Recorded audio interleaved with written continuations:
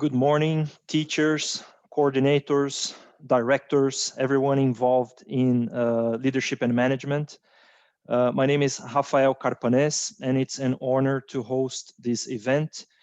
Hopefully, by the end of the event, we will be able to have discussed and gather some ideas on the challenges that the COVID-19 has brought upon us.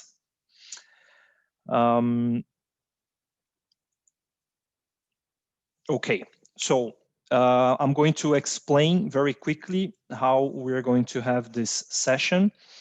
So we gave a few minutes for some people to join us. So we are going to have the opening from 9 to 9:15.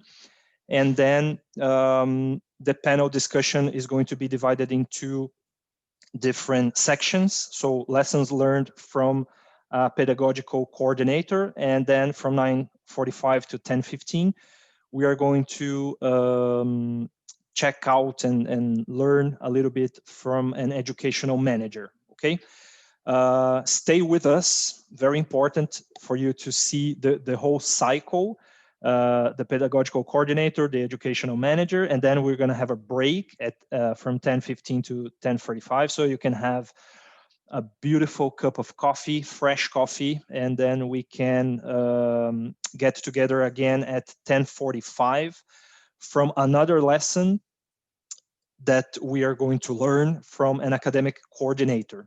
Okay, and in the end of this last session, we're going to have some Q&As, so you'll be able to ask questions, but we also have the chat available and open, and we'll be monitoring the chat, so we see what questions you have, and we're going to try to answer all of them, but if not, we'll by the end, we'll also have the Facebook page, and we'll be able to be in touch with you in case we don't answer any questions. And then from 11:40 to 12, we're going to have the closing. So we're going to pretty much gather some ideas that we have collected from the prestigious people that have joined us today, and we'll be able to draw some conclusions on this online event. Okay, first of all, I would like to introduce two new members of the Leadership and Management Special Interest Group. We have received two new members, and we are very happy and honored to have them with us. So the first member is Lucia. As you can see on the screen, I'm just going to get some details about her biodata.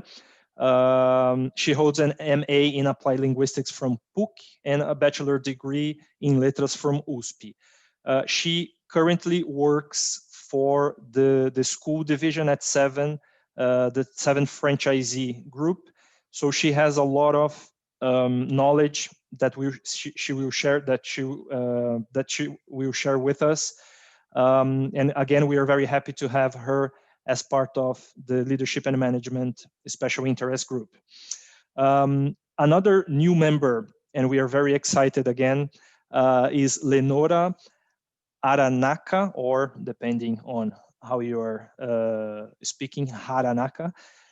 So she's a teacher and teacher trainer based in Campinas, and she works at Associação Cultura Inglesa, connected to São Paulo. Okay, as you can see, she has a lot of experience, and again, we would like to welcome these two members, and we are very happy to have them. We are sure that they will contribute a lot, and we will be able to offer the members some interesting discussions on leadership and management, which is again the topic today.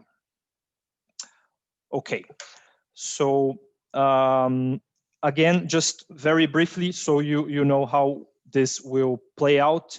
We're going to have the panel discussion. So we have three speakers: Ariadne Cantazaro, who will give us the pedagogical coordinator perspective on COVID-19 and everything that happened according to this new scenario. We also have Sheila Evans. She's an educational manager, and again, she will show us and talk to us a little bit about how things changed and affected her. And also Patrice Mckay, who is an academic director, and she will give her perspective on how things happened during this couple of months, and actually more than that, a little bit more than that. As the moderators, so we have Bruna Caltabiano, Cris Riego, Rafael, which is me, and Marcelo Dalpino. Okay, so again, thank you very much. Welcome to this live session. We are very happy to have invited all these people, and hopefully we'll have some interesting ideas and some discussions. Okay, so let's get started.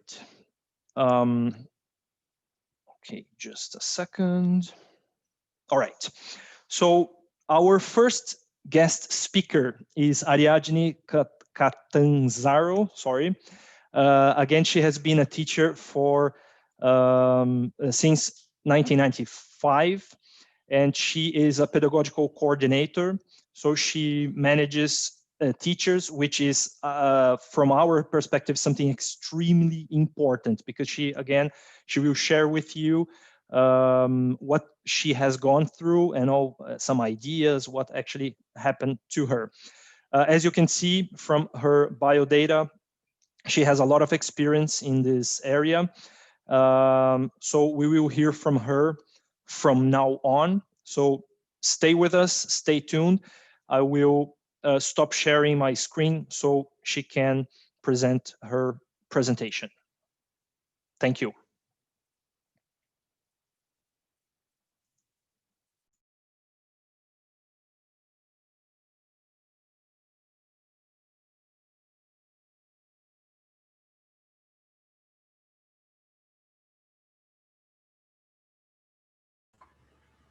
Good morning, everyone. So thanks for having me here. I was honored to have been invited to participate in this very important discussion, because I feel that this initiative is very important at this moment, because we tend to feel lonely during the pandemic and the social distancing. So this sharing moment is, they make all the difference for us, right? So thanks a lot. Thanks for inviting us. And I hope I can share with you some of the things I learned, and a little of my experience as a pedagogical coordinator during this very challenging moment. So I'm going to share my screen with you and the presentation I prepared.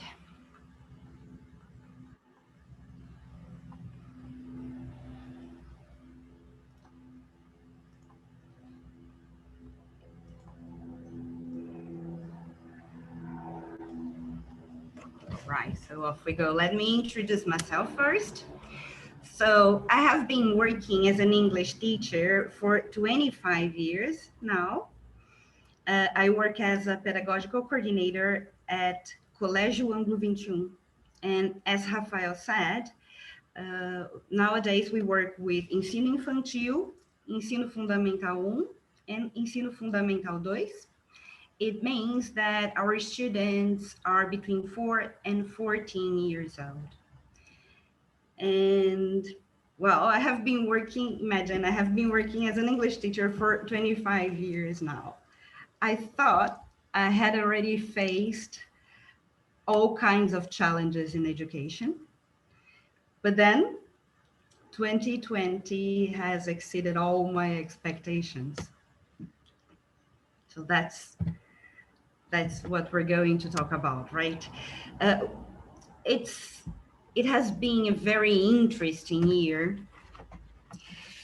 because the teaching and learning process has been adapted in most schools and education institutions.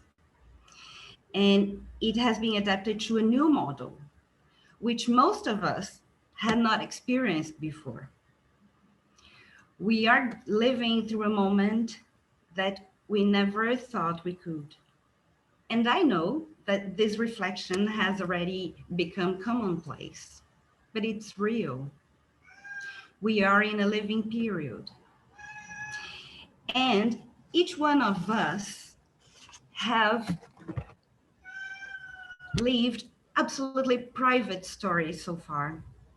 Many of these stories have a content of fear, anguish, sadness, uncertainty, but also many of these stories have have acts of courage, overcoming, resilience, and empathy. Because with school closures as a strategy to stop coronavirus, schools had to face a quite difficult challenge. And you know what I'm talking about. Our challenge was, how can we guarantee our students' right to learn in such adverse situations? What are the circumstances for us to teach? So the first thing that we started thinking of was technology, online classes. It was already possible, right? So let's do it. Let's give it a try. So when you think about adapting your plans and using technology for that, ideally, there should be, I'm going to share with you here some of my ideas of an ideal institution working with technology. A clear and strategic vision of the use of technology for learning, expressed in the pedagogical practice adopted by its educators. So everybody has this clear vision, right? Why we are using technology and how we are using technology. At the same time, managers and teachers should have digital skills that encompass pedagogical skills, digital citizenship, and professional development. And last but not least, the schools should have a repertoire of selected digital resources aligned with the curriculum and provide adequate infrastructure for the pedagogical use of technology, both in terms of equipment and connectivity. So having these resources, online classes, would be easier, right? It would be possible and easy. But actually, 2020 showed us that we still had a lot to learn. We started having to adapt our pedagogical project. And these adaptations included defining clear roles and giving appropriate support for the teachers, for the students, for students' families, so that teachers could deal with the main impacts of the school closures. And still, the pedagogical coordinators should maintain respect and personal relationships more than ever with the students' families through guidance on how to support their children at home during these exceptional challenges. Families were going through a lot of anxiety. Parents didn't know how they could help their children, and they felt stressed, so they asked us some help.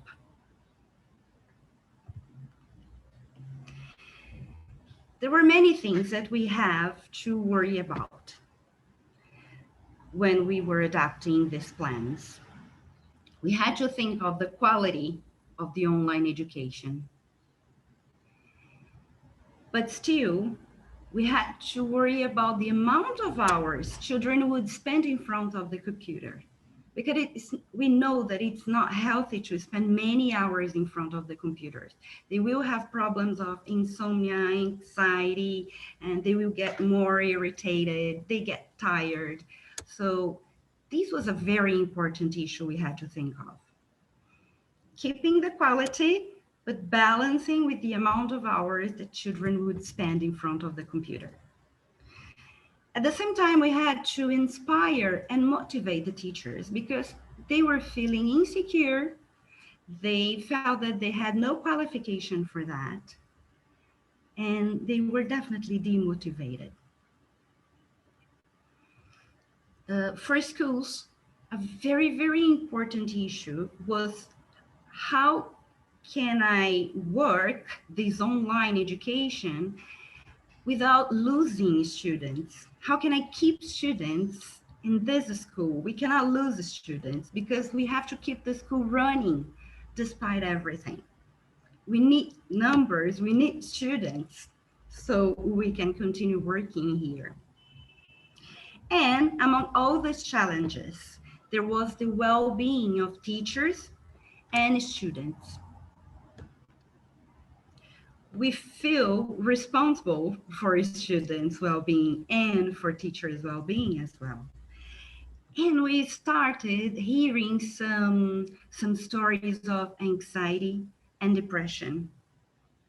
And I'm talking about teachers and students and teenagers who were suffering from anxiety and depression. As pedagogical coordinators, we had to start identifying the symptoms. We had to anticipate problems. How could we anticipate this kind of problems? We had to develop activities that would provide some comfort and a sense of support and care. And we also had to open the possibility of listening to all kinds of accounts based on anguish and insecurity.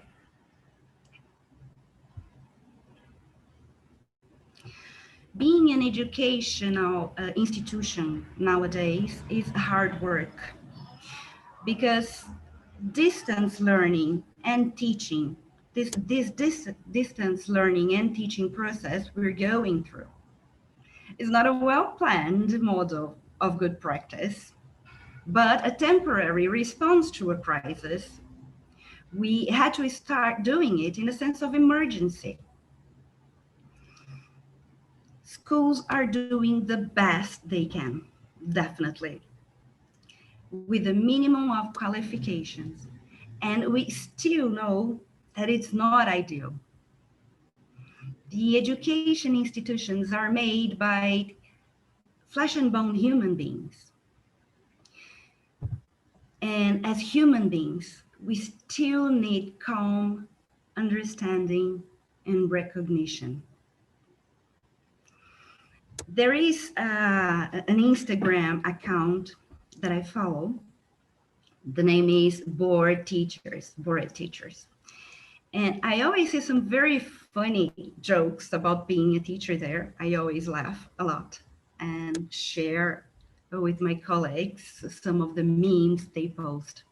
But during the pandemic, the kinds of posts were different. They changed the way they were talking about being a teacher. And I would like to share with you some of the memes, not funny, but some of the messages they shared they posted in this pandemic period. I'll give you some time to read it in silence, okay?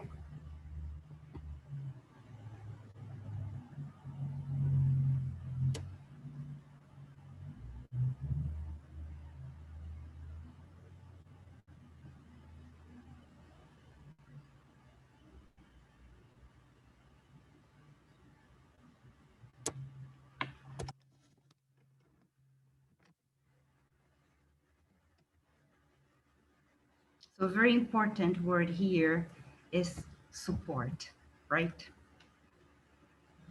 Let me go to the next one.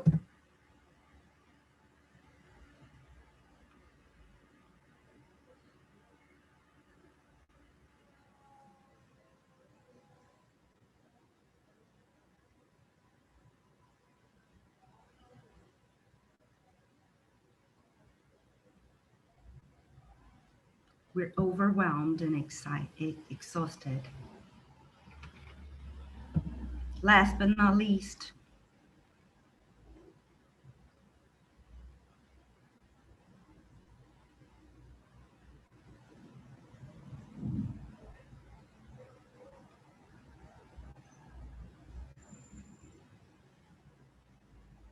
and these kind of things happen so often, right? Parents just asking questions, just interrupting the class.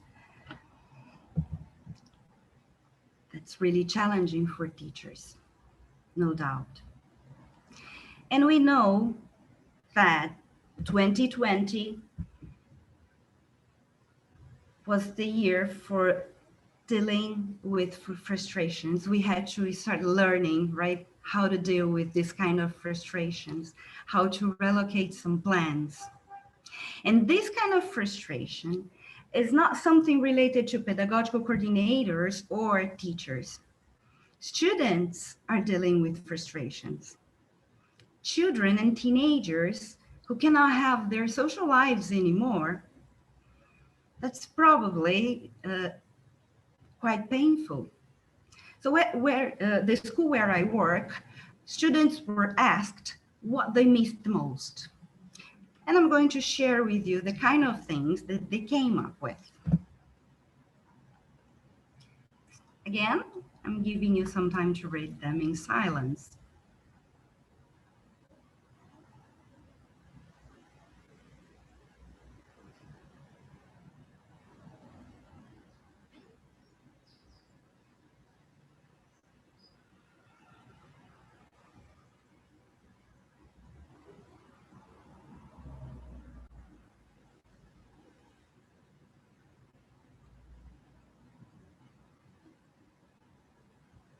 So as you can see here, they miss their social lives, their friends, their best friends, the sports. This one, I like it so much. O bom dia de cada professor. That's lovely, isn't it? They miss the tias da cantina. They're talking about their social lives. And still, there are the new students.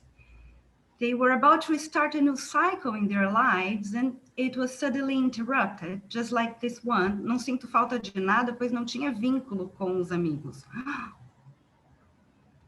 So yeah, they also had to start dealing with frustration. They also had to relocate their plans. And then I decided to change the direction of the work I was doing as a pedagogical coordinator. And then I was not that worried about technology anymore. I was not worried with the school curriculum anymore. These questions, they started guiding the work I was doing. I started thinking of the memories that I wanted to build with my work team. We had to find a way to face this challenging context together because we're still a team. We had to make this period worthwhile for our professional lives.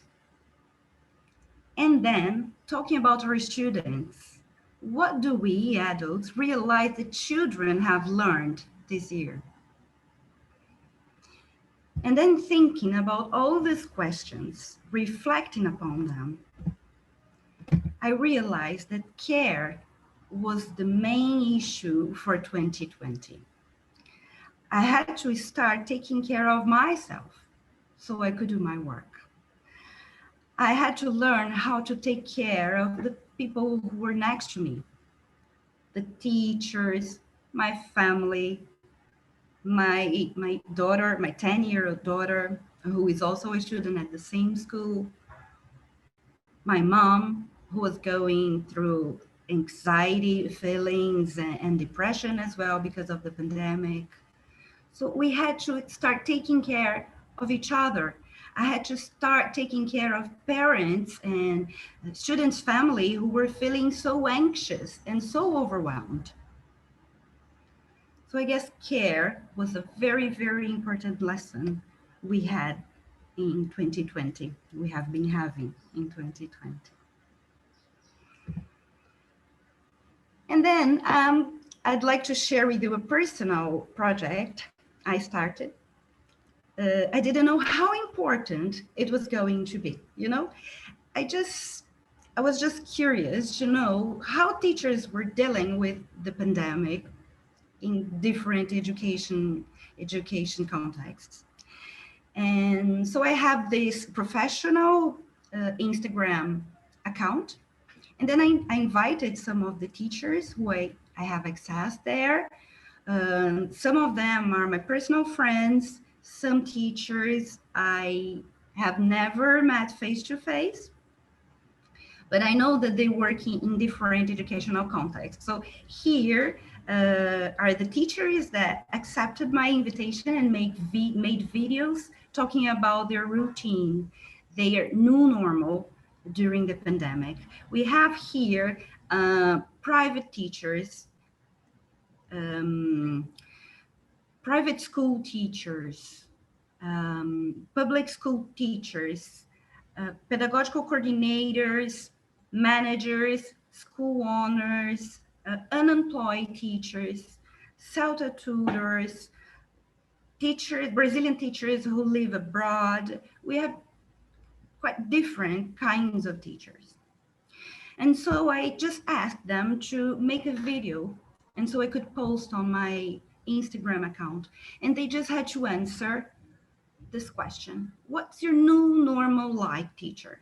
They had complete freedom to talk about whatever was relevant for them. They could talk about their routine, the activities they were having, the material they would like to share, the physical problems they got because of the workload, the concerns they had with their students, the advantages and disadvantages of working from home, the technology they used, and so on. The result was very interesting. I was really glad. I was really happy with this personal project. It was so real. They were so honest, so true, and I could see how beautiful this profession is, because besides everything, there were these teachers who were feeling optimistic, tired, overwhelmed, but optimistic, and doing their best. So dedicated teachers doing their best for students to learn in these adverse circumstances. I was really proud to work with education. And so I would like to share with you, my 10-year-old daughter helped me make a video with some parts of their videos. I selected some parts of their videos, some interesting ones, I thought, and I would like to share this video with you, okay?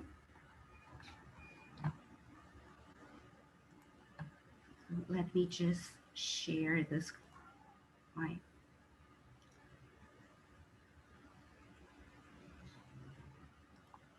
YouTube.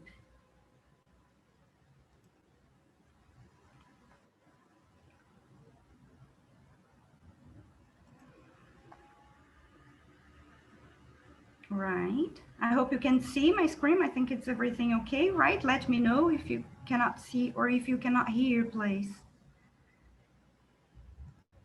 Como é o seu novo normal, teacher?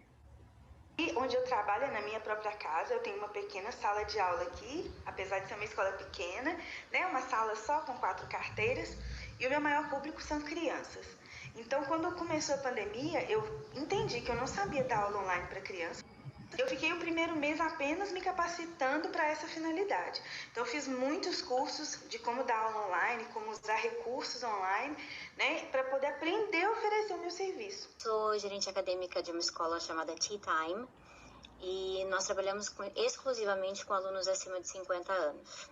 Então, logo que a gente começou a ouvir falar do Covid e tudo que estava acontecendo e saíram as informações sobre grupo de risco, a nossa preocupação foi muito grande, porque a grande maioria dos nossos alunos se encaixa dentro do grupo de risco, né, dos 60 a mais. Sou professora de inglês e sou mãe do Lucas, uma criança que está dentro do transtorno do espectro autista. Sou coordenadora de educação bilíngue infantil e a minha nova rotina, ela envolve, primeirissimamente, trabalhar todo dia de calça de pijama. No final do ano passado, eu recebi uma proposta para trabalhar no Japão, então eu dei entrada nas documentações, estava quase tudo pronto, até que veio a pandemia e o isolamento social. Então eu decidi investir numa formação e fazer o curso CELTA. Então eu sempre friso que a gente está lidando com seres humanos ali, né? Então eles têm ansiedades, têm preocupações, têm medos, têm receios.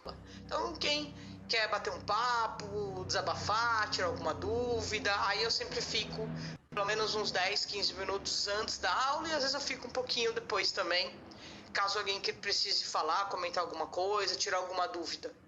O primeiro desafio que nós encontramos foi, de fato, lidar com as aulas virtuais. Alguns professores não estavam acostumados, nunca tinham dado aulas virtuais. Eu tinha alguns alunos do Brasil, estava me familiarizando também com as plataformas digitais, e o que ajudou muito foi essa troca de experiência entre os professores que já conheciam com aqueles que nunca tinham dado uma aula virtual. Então eles não conseguem ainda utilizar, por exemplo, uma ferramenta tecnológica em que eles têm que utilizar um vídeo, eles têm que verificar se a câmera está ligada, verificar se o áudio está saindo. Então, para eles conseguirem fazer tudo isso sozinhos, foi muito dificultoso. Por mais que eu tinha dado suporte, estava tentando auxiliar eles, né, com essas ferramentas e tudo mais. Eu uso muito dois puppets, o Mr. Frog e o Mr. Dog, para tentar conseguir esse rapport com as crianças, com que elas curtam minhas aulas e tenham vontade de fazer as atividades. E hoje o meu escritório é a minha casa. E eu também tenho que cuidar dos meus cachorrinhos e também tenho que tentar ver quais são os melhores horários para oferecer workshop, por exemplo, porque eu sei que tem que ser os horários em que os meus cachorrinhos vão estar mais calmos, vão latir menos, vão interferir menos. Hoje, quando eu entro numa reunião, eu já aviso que eu estou em casa com 4 cachorrinhos e que vão existir barulhos e que vai existir uma interferência que normalmente não existia. E para mim está sendo desafiador, né? Gravar um vídeo, fico nervoso, faz escola, regrava, uma série de coisas. Mas tô firme. Um ponto que me chama a atenção são os pais. Eu até conversei com a Ariadne nisso, né? Como que eles estão se sentindo, eles parecem com medo, frustrados, né? Num campo que eles não estavam acostumados. Não era tão necessário que eles estivessem presentes na vida escolar do filho, como eles estão agora. E a gente já ouviu várias coisas, como várias pessoas dando opiniões sobre educação. Faça assim, faça assado, porque se você fizer aula assim vai ser melhor. Gente, educação não é simples. O único cuidado que eu acho que nós temos que ter com aulas online é na preparação e no engajamento do aluno. Aulas online, eu comecei a sentir uma dor no quadril muito forte. Eu procurei um ortopedista e ele me explicou que como eu estava ficando muito tempo seguido sentada, sem fazer movimentos diferentes, gerou uma inflamação, né, perto do nervo ciático. Tentando aí, os professores de adolescente sempre estão falando que os alunos não ligam a câmera, deixam o microfone desligado e cá entre nós a gente acaba até desconfiando que alguns deles nem ficam na aula, eles deixam ali o computador ligado, logam na reunião e vão ver filme, vão passear no quintal, né? Então nessas videoaulas a gente tem contação de história, a canção das músicas, as brincadeiras, e sempre com a nossa cara. Era muito importante que fosse a gente, então a gente cantando a música, a gente fazendo a brincadeira. Não sabemos como será esse retorno para ele e para várias crianças que possuem necessidades educacionais especiais. E é claro que eu estou adorando dar aula com a parte de cima bonita, né? Quer dizer, arrumadinha, e a parte de baixo do pijama. Eu acho que é isso que tem acontecido nesse momento com todo mundo, né, gente? E o que a gente sabe por enquanto é que a gente não vai voltar para as aulas presenciais, então a gente não vai voltar para a sala de aula tão cedo, talvez não volte mesmo até o final do ano, então vamos continuar com esse trabalho remoto. continuar estudando, vai continuar planejando, vai continuar compartilhando, que é muito importante para a gente, né? Como sempre foi, de professor, a gente compartilhar esse material que a gente tem e que a gente produz e que a gente recebe. E acredito que é isso, vamos continuar trilhando, né? Esse caminho que a gente começou mesmo a trilhar agora. E é isso. E assim temos ido dia após dia. Alguns dias com muita ansiedade, com muita preocupação, mas sempre voltando para a realidade de que vai dar tudo certo, isso vai passar e vamos conseguir. Mas eu posso dizer que nesse campo tem sido formidável fazer as aulas pela internet. Foi um impacto muito positivo, na verdade. Tá bom? Boa sorte para todos nós. Bom humor para lidar, né, com a pandemia e o pandemônio. E espero que a gente possa voltar a se falar logo depois de tudo isso. Um beijo. Thank you very much, teachers. You are the best.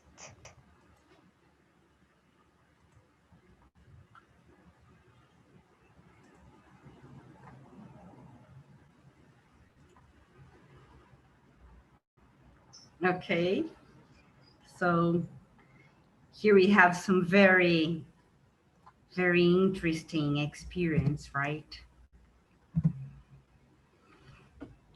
And that's my conclusion. Oops, I think I'm not sharing the screen, am I? Am I sharing the screen? No, Ariadne, it's okay. Yes. Thank you so much. No, you're not sharing.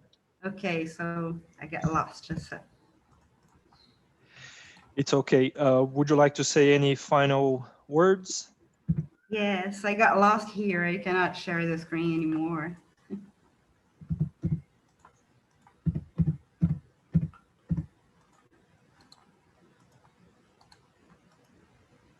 How can I see the bar and my image, the other people's image? It has disappeared from my screen, actually. All right, okay, sorry, found myself here. I'm going to conclude it here, okay? All right, now you see my screen, okay? Yes, we can see it. Okay, thank you. So let me go to my conclusion. So at the end of the day, teachers are still the ones who can inspire us by courage, engagement, dedication, and optimism. Since we were children, right, they have this role. And I hope that as a pedagogical coordinator, I have been able to provide them with support, calm, understanding, and recognition. So let me share with you, this is the team I work with, the teachers I work with, who have my admiration and gratitude. Thanks a lot. They make my work so much easier. Thank you very much. Thank you for having me. I'd love to receive some messages. If you dropped me a line, this is my email address and my Instagram account. You can watch those videos, the whole videos on my Instagram account. That's it. Thank you very much. Thank you, Ariadne. Thank you so much. So if you are connecting now, or if you connected in the middle of Ariadne's presentation, we have just seen the perspectives from a pedagogical coordinator, okay? I really loved the testimonials, and I think there's a lot we can draw, some conclusions we can draw from the testimonials and everything else, okay? So from the pedagogical coordinator, we are now going to see the perspectives and views from an educational manager, okay? So I would like to introduce okay, our next speaker. So Sheila Evans has a bachelor of arts degree in English language and literature from PUC, São Paulo. She has also taken a course in neuroscience applied to education from Faculdade de Ciências Médicas da Santa Casa. And she currently is the product marketing manager at Cambridge University Press. Okay, so we are very happy to introduce Sheila, and she will give her perspective on the COVID-19 and the lessons she learned from this new scenario. And then after her presentation, we're going to have a short break. Okay, so thank you very much, and I give you Sheila. Hi, Rafael. Thank you very much. Thank you, Ariadne. That was a very inspiring presentation. Like Rafael, I enjoyed very much the perspectives of the teachers and the coordinators. So I'm going to share my screen with you. Rafael, let me know if you can see my screen. Yes, it's just not in, okay, now it's in presentation mode. Thank you. Okay, thank you very much. Hello, everyone, and welcome to this session. Thank you for taking time out and being here with us today on this beautiful Saturday morning. I am Sheila Evans. I am the product marketing manager at Cambridge University Press. I've spent almost 2 decades working with language learning at private language schools, an educational group, and now at a publishing company. Today, we are going to talk about some of the lessons of COVID-19. Well, due to the pandemic, Brazilian population needed to change dramatically the daily habits, and consequently, it impacted the consumption of products and services. So, I would like to talk to you today about change.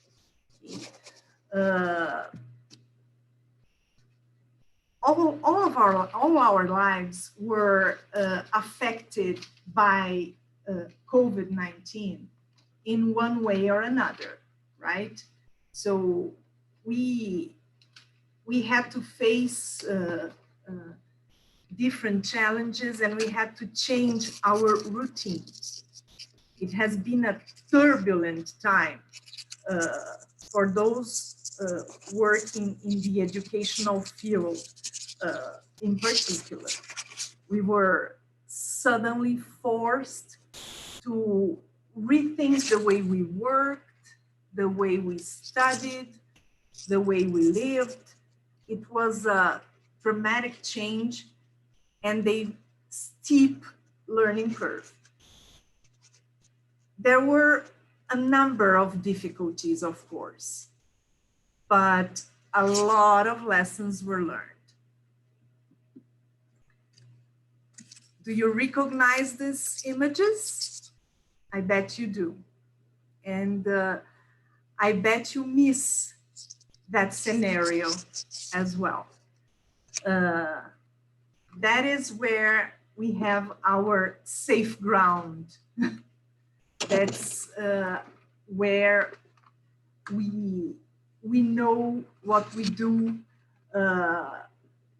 It's where we know how things happen.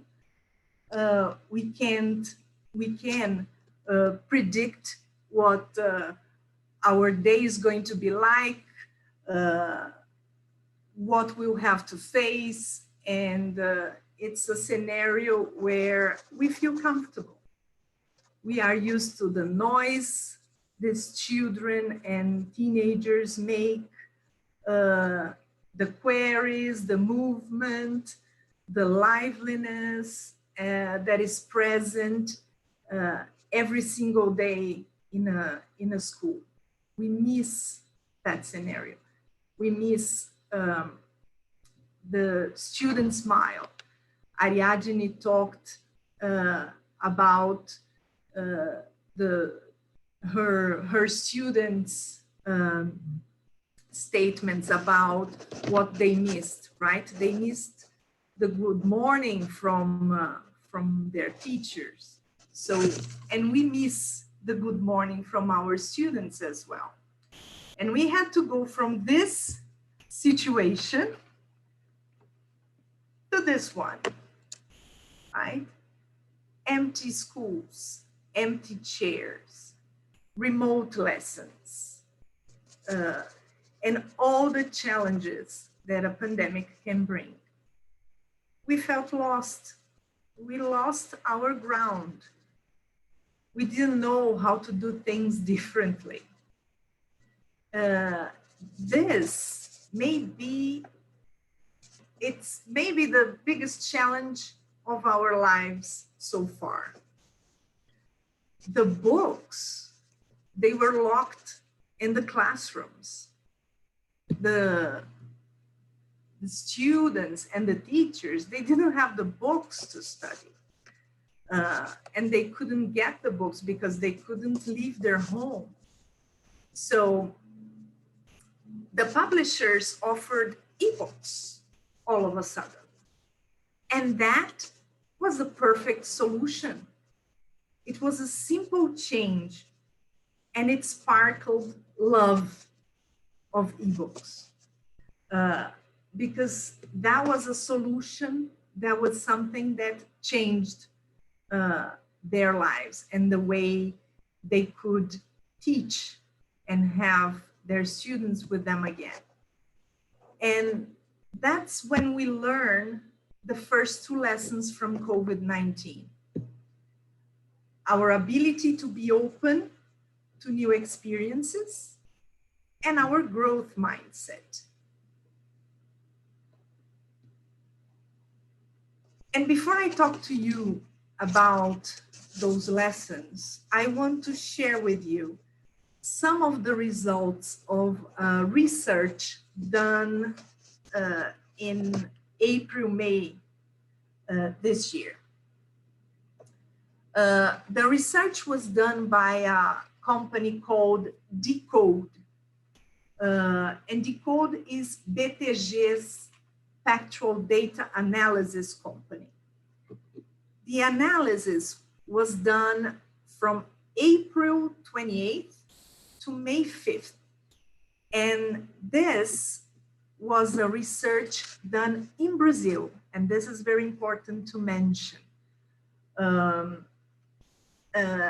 The research points to changes in consumption during quarantine and the impact of COVID-19 in different sections of the economy, like entertainment, tourism, health, education.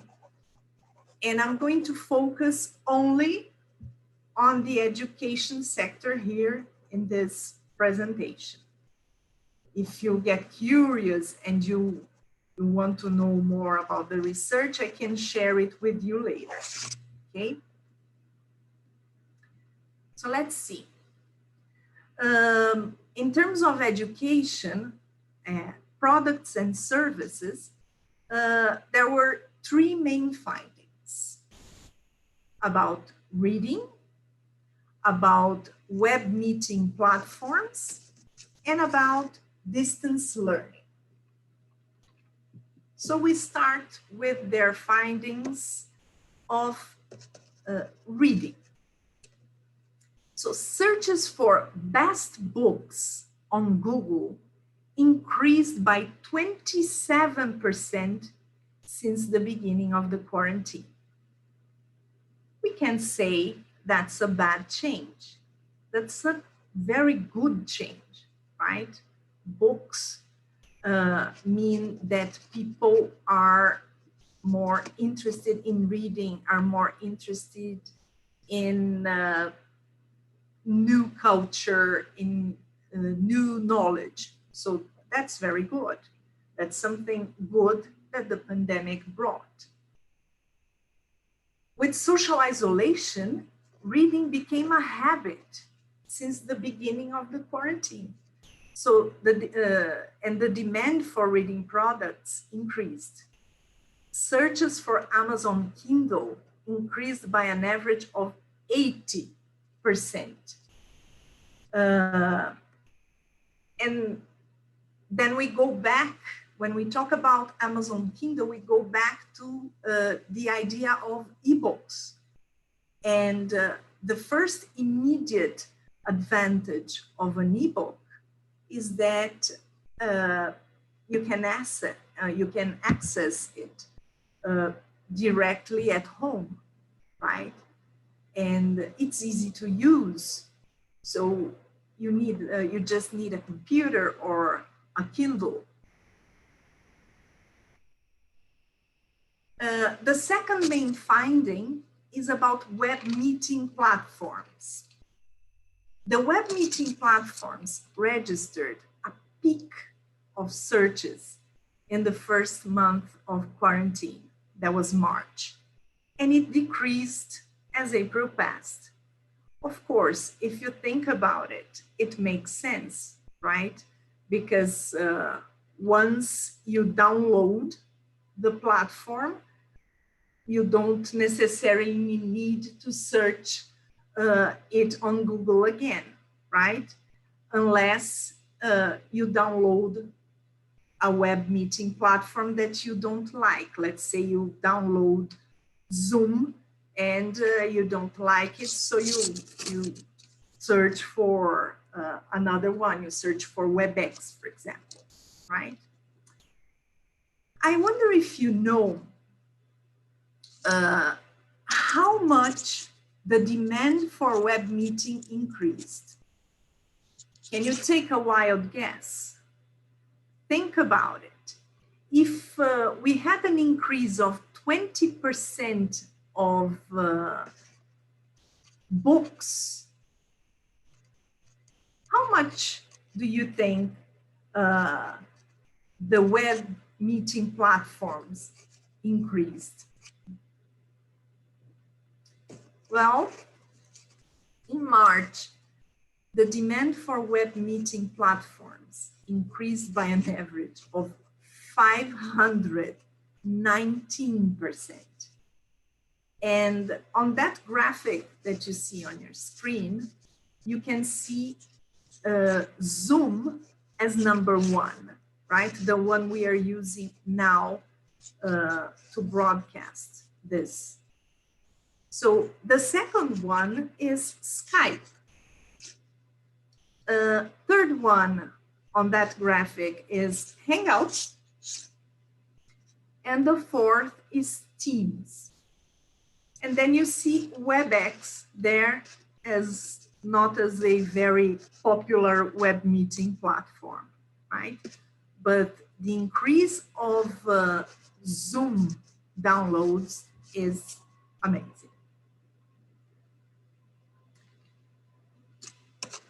In the pandemic months, there were 18 million downloads of the web meeting platforms.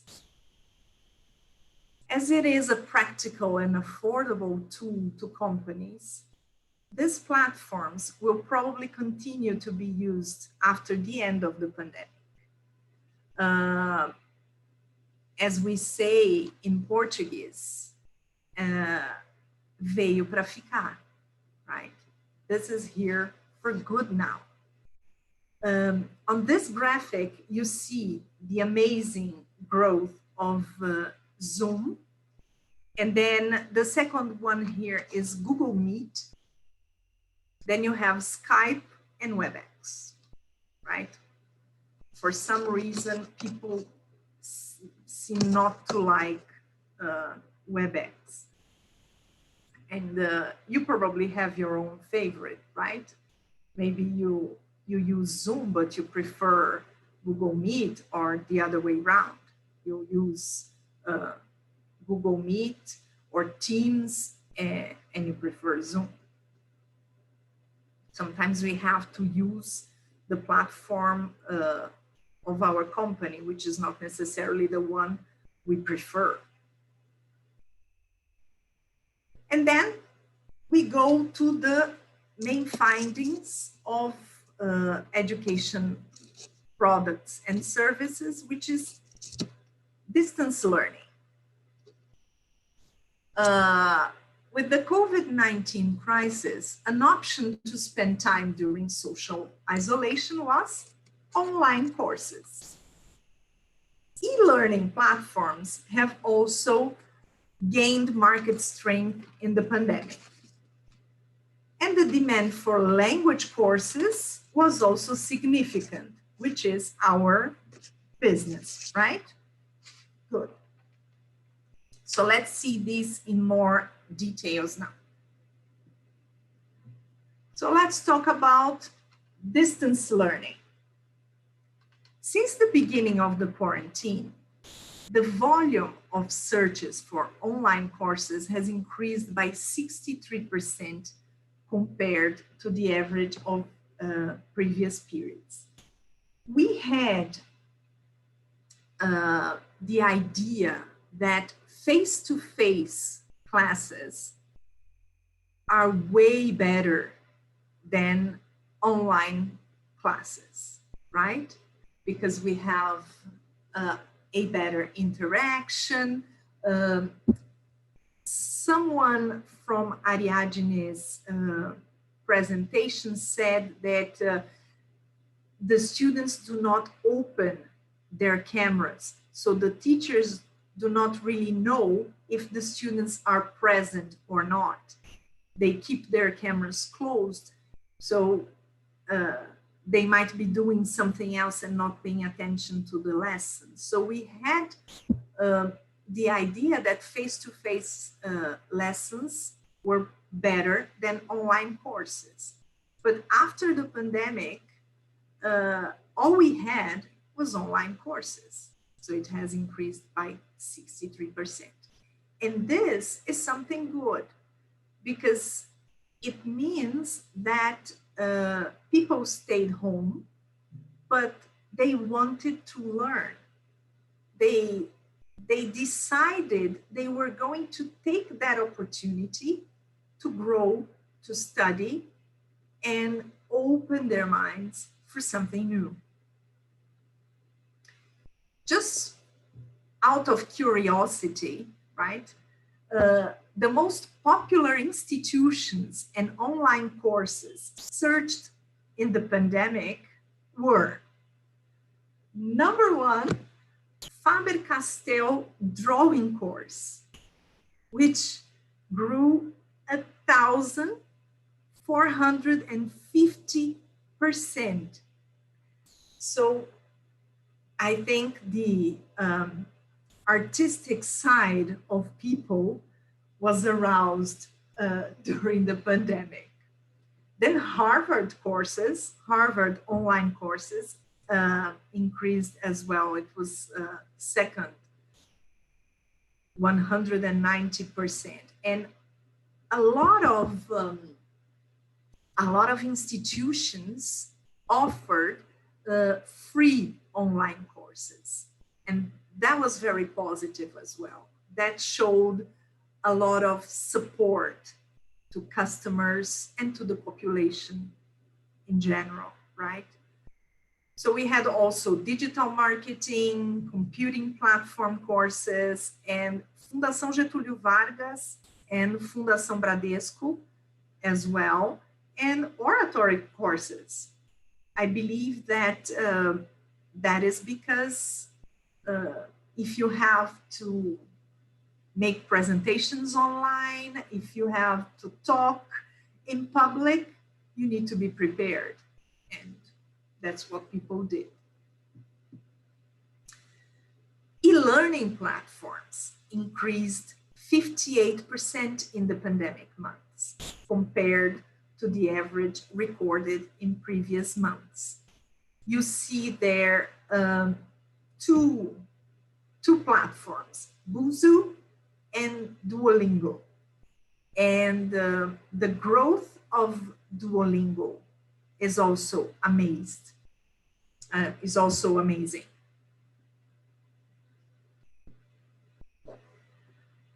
And now to our business.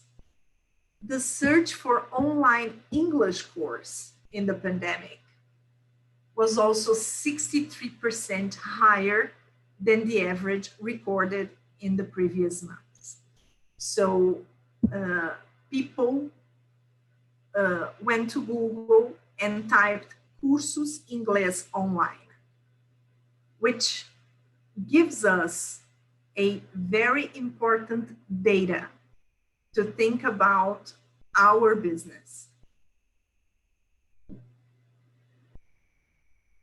And do you think these people who took those online courses and the online English courses liked their experience? Do you think they like the experience? Yes, they do. 92% of them said it was a positive experience. They liked it. Only 8% didn't like the experience they had. So the survey data indicated that online courses tend to continue after the pandemic because over 90% of them said they were satisfied with the course they took or were taking. Less than 10 showed dissatisfaction. So this gives us a hint of what we have to plan, right? Because if the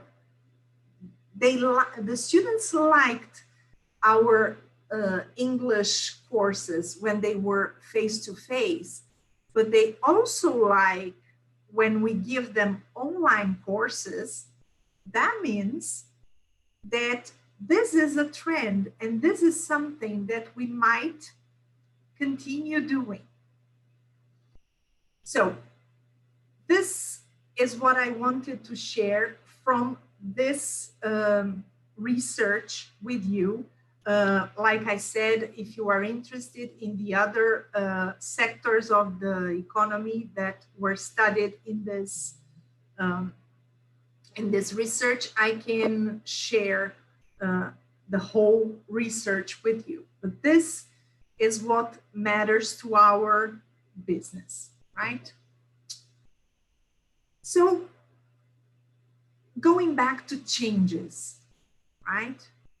We had to bring hand sanitizer to our daily lives, masks, social distancing, the schools closed, no physical events.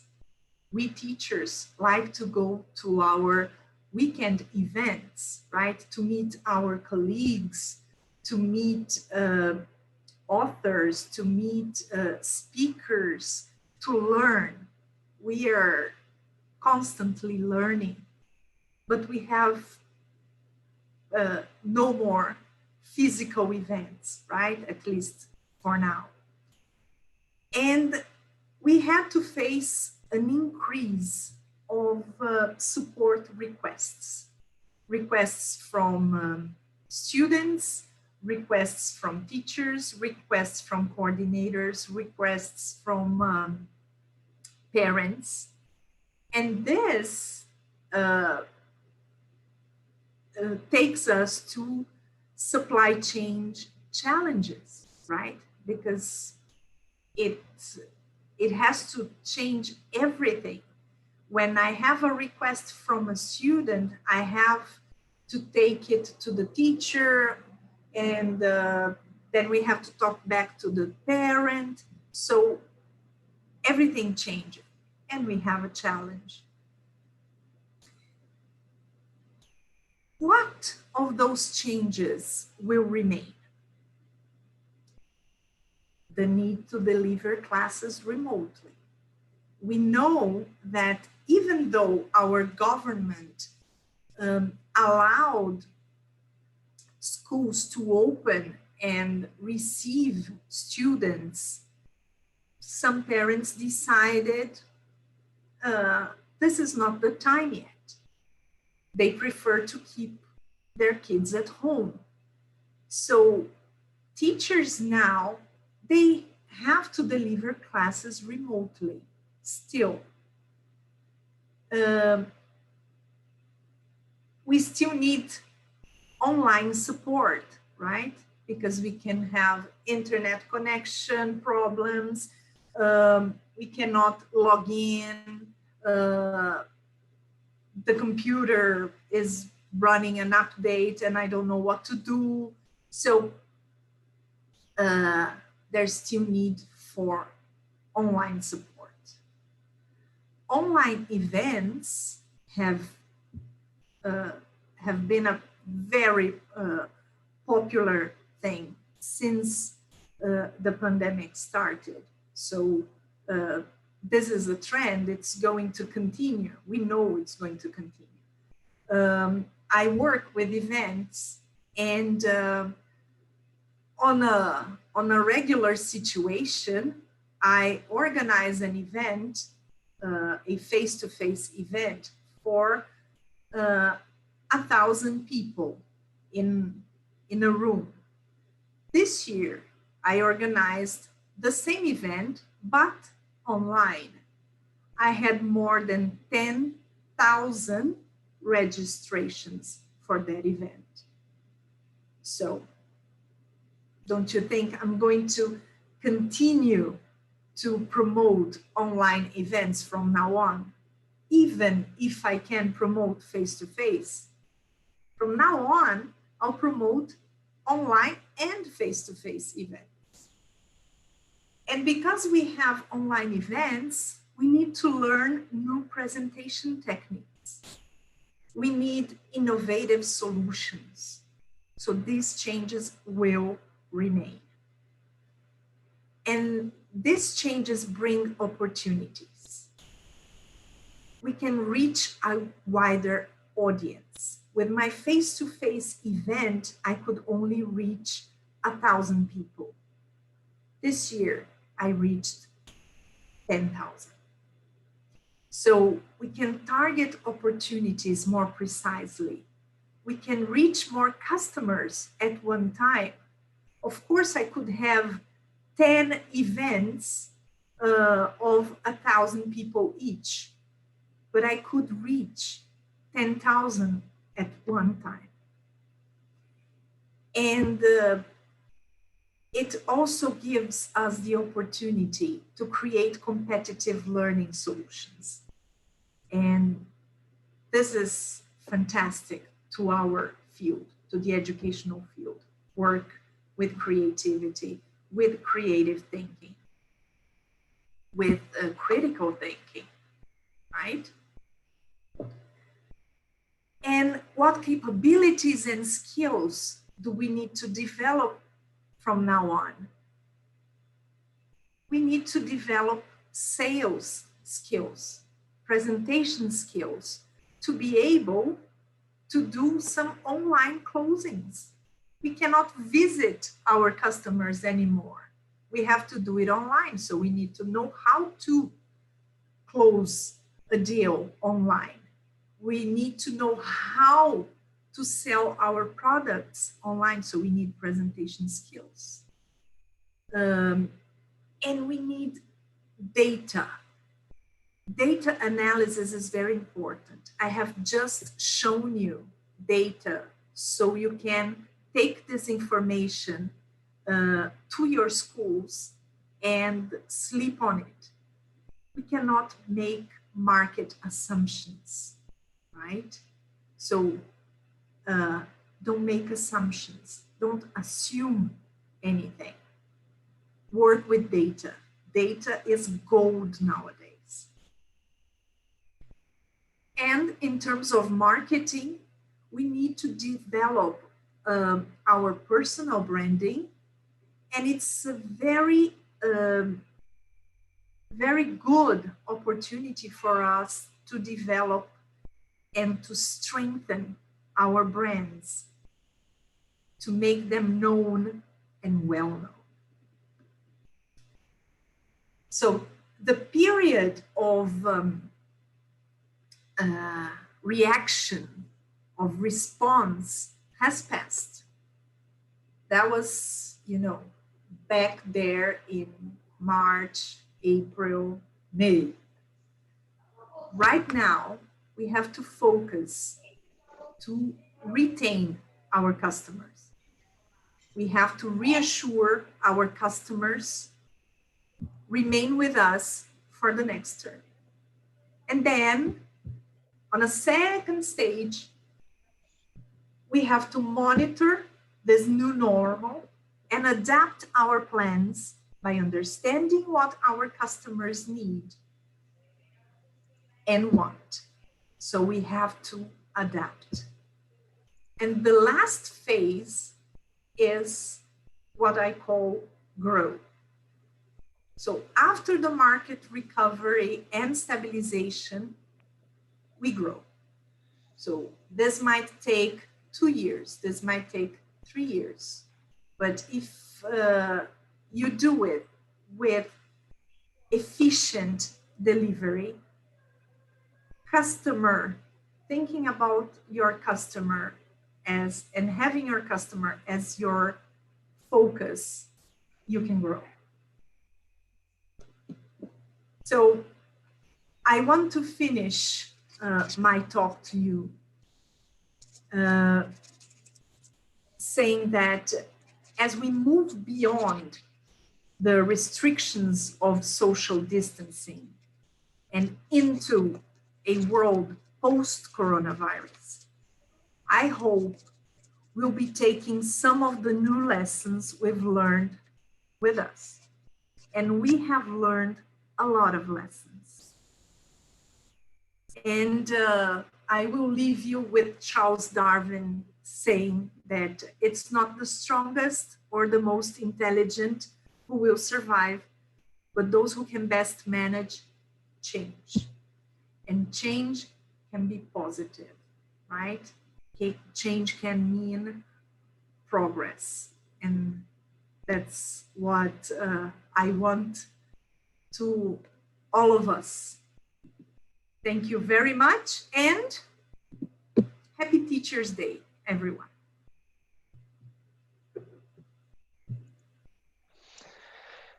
Thank you, Sheila. Thank you so much. So if you're joining us right now, just so you understand the sequence of the webinar that we are conducting, we had Ariadne, who is a pedagogical coordinator, speaking and showing us testimonials from teachers. So she manages a group of teachers, and she spoke about the challenges. And now Sheila, from a managerial perspective, she showed us a very interesting survey that was conducted. And it's very important because in this challenging times, we have a lot of assumptions of what happens, right?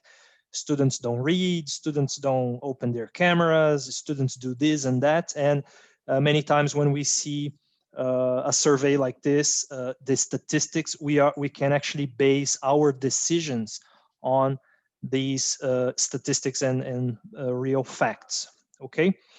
All right, now it's a very important time, okay? I already got here my cup of coffee, so I hope you guys are with me.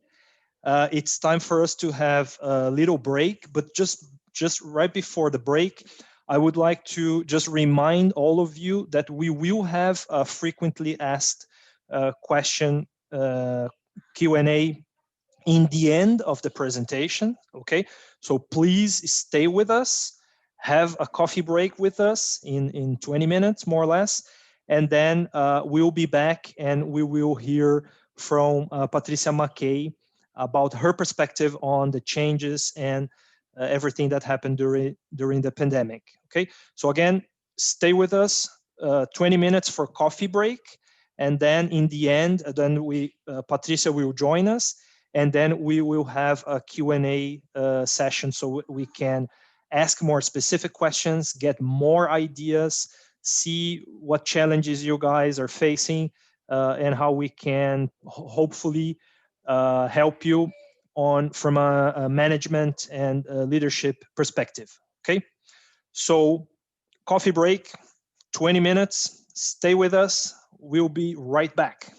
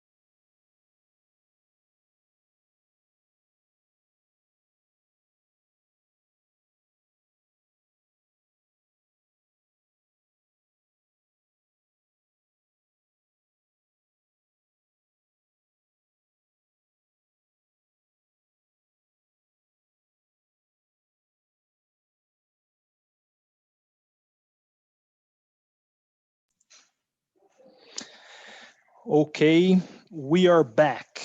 I hope you enjoyed your cup of coffee. And so again, a few of some reminders. We have spoken, we actually have heard from Ariadne and some testimonials from teachers about COVID-19 and how it affected the classroom, the students, teachers, and so on. And then in the second part of the session, we spoke with Sheila, and she gave us the managerial perspective on how to, again, face these challenging times and how to organize, how to collect data so we can make decisions based upon what we have to do as teachers, managers, coordinators, and leaders. Okay, so we have just had a break. I hope you enjoyed your break. And now we are going to speak to and hear from Patrice Mckay. Okay, so just as reviewing the panel discussions. So now again, okay, so very briefly, I'm going to introduce Patrice Mckay. So she has been working in the ELT field for over 40 years and working at CELEP since 1979. Okay, she started as a teacher, so she knows exactly how, what we do in the classroom, a lot of experience on that area. Also worked as a branch manager, teacher trainer, course development coordinator, and currently she works as an academic director, okay, from the entire CELEP group. So again, just to recap, if you have joined us recently, we tried to show the perspective from a pedagogical coordinator, from an educational manager, and now we will have the perspective from an academic director to see how this pandemic has affected all of us. Okay, so I'm going to stop sharing my screen very soon, and then Patricia will start her presentation. Thank you very much. Stay with us, and after Patricia's presentation, we will have a Q&A, question and answer session, so we can discuss the topics further.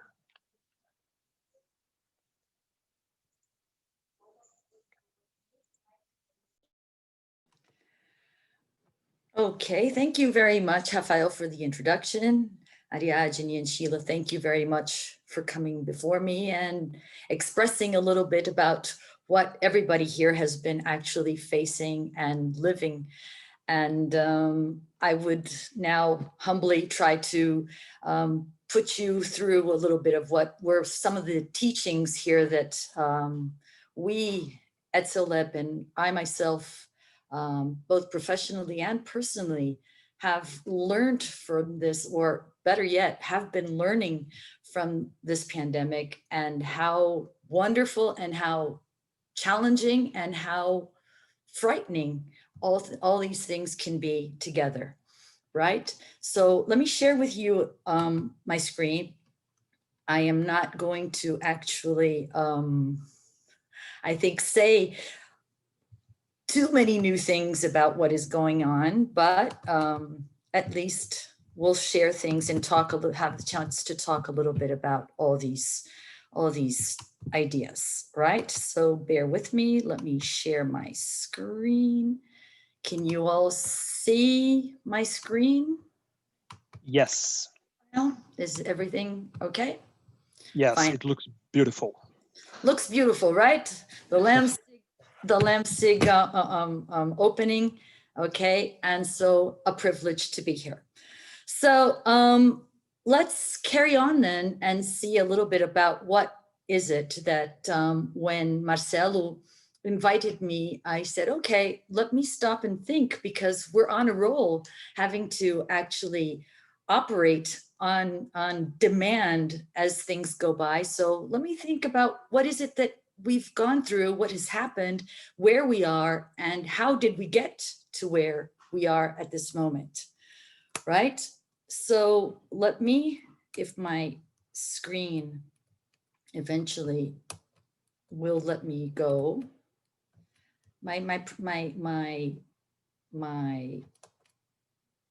I'm gonna have to do something else, I think. I'm gonna have to, let me stop sharing this a little bit so that I can, let's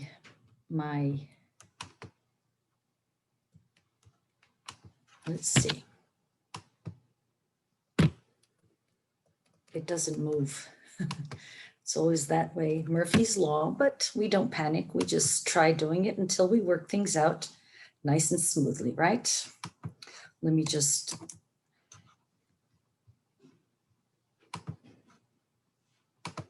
here we go. I think if it stays this way without presentation mode, it might work out better, okay?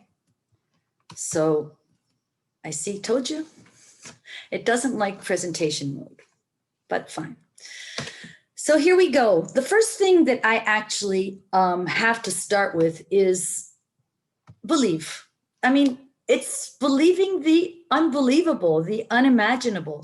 Who would believe way back then in March that we would be closing down our schools for almost a year?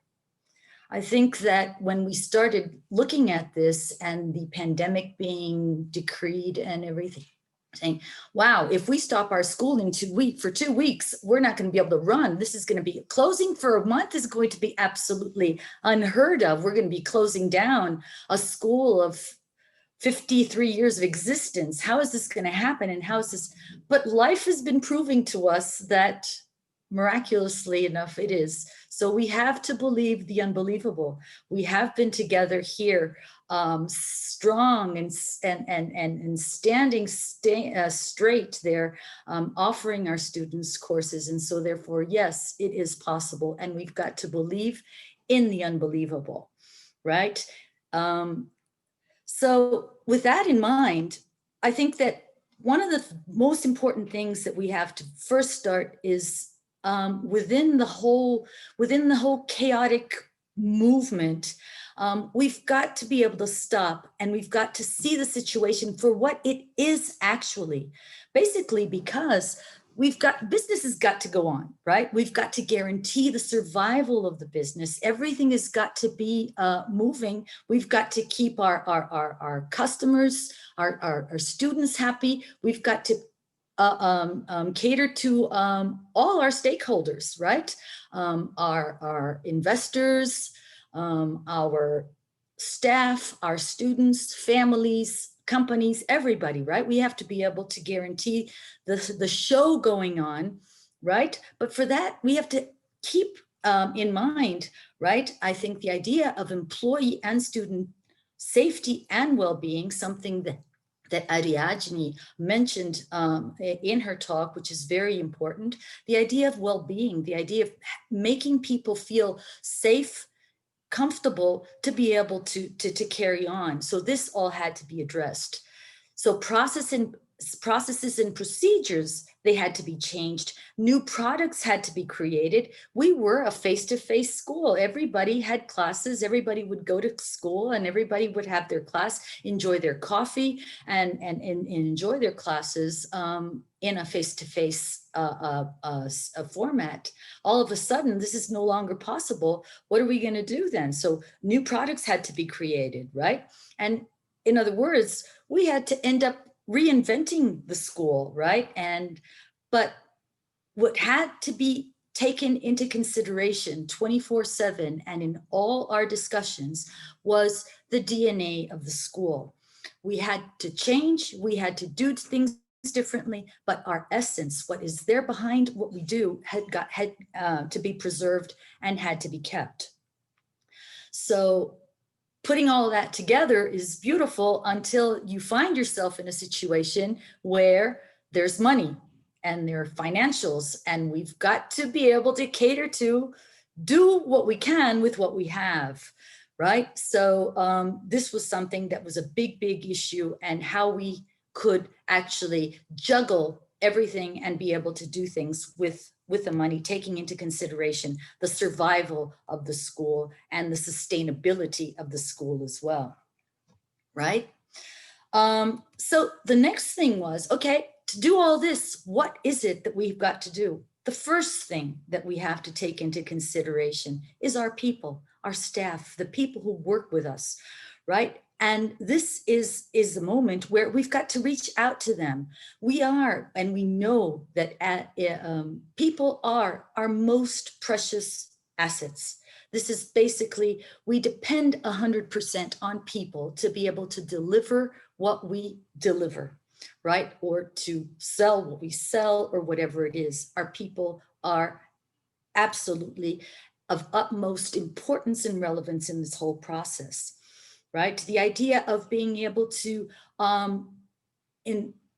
spot and immediately cater to the stars of our team, and show everybody how important each and every one is in the process of the reconstruction of this new tomorrow, right? The idea of being in the same, we're all on the same boat. We're in this together, right? And hierarchy here is not the essence. Nobody is CEO, director, manager, teacher, staff, whatever. No, there's no hierarchy here. There is a team working together to be able to put this thing together and get the ball and the boat moving on, right? So, but how do we actually do this? I think that Ariadne mentioned something which I think is very important, which is the idea of empathy. We've got to be able to create an empathetic, but also an accountable team. And when I say empathetic, I don't only mean something very top down and very patronizing. I mean empathetic in the sense of top down and bottom up too.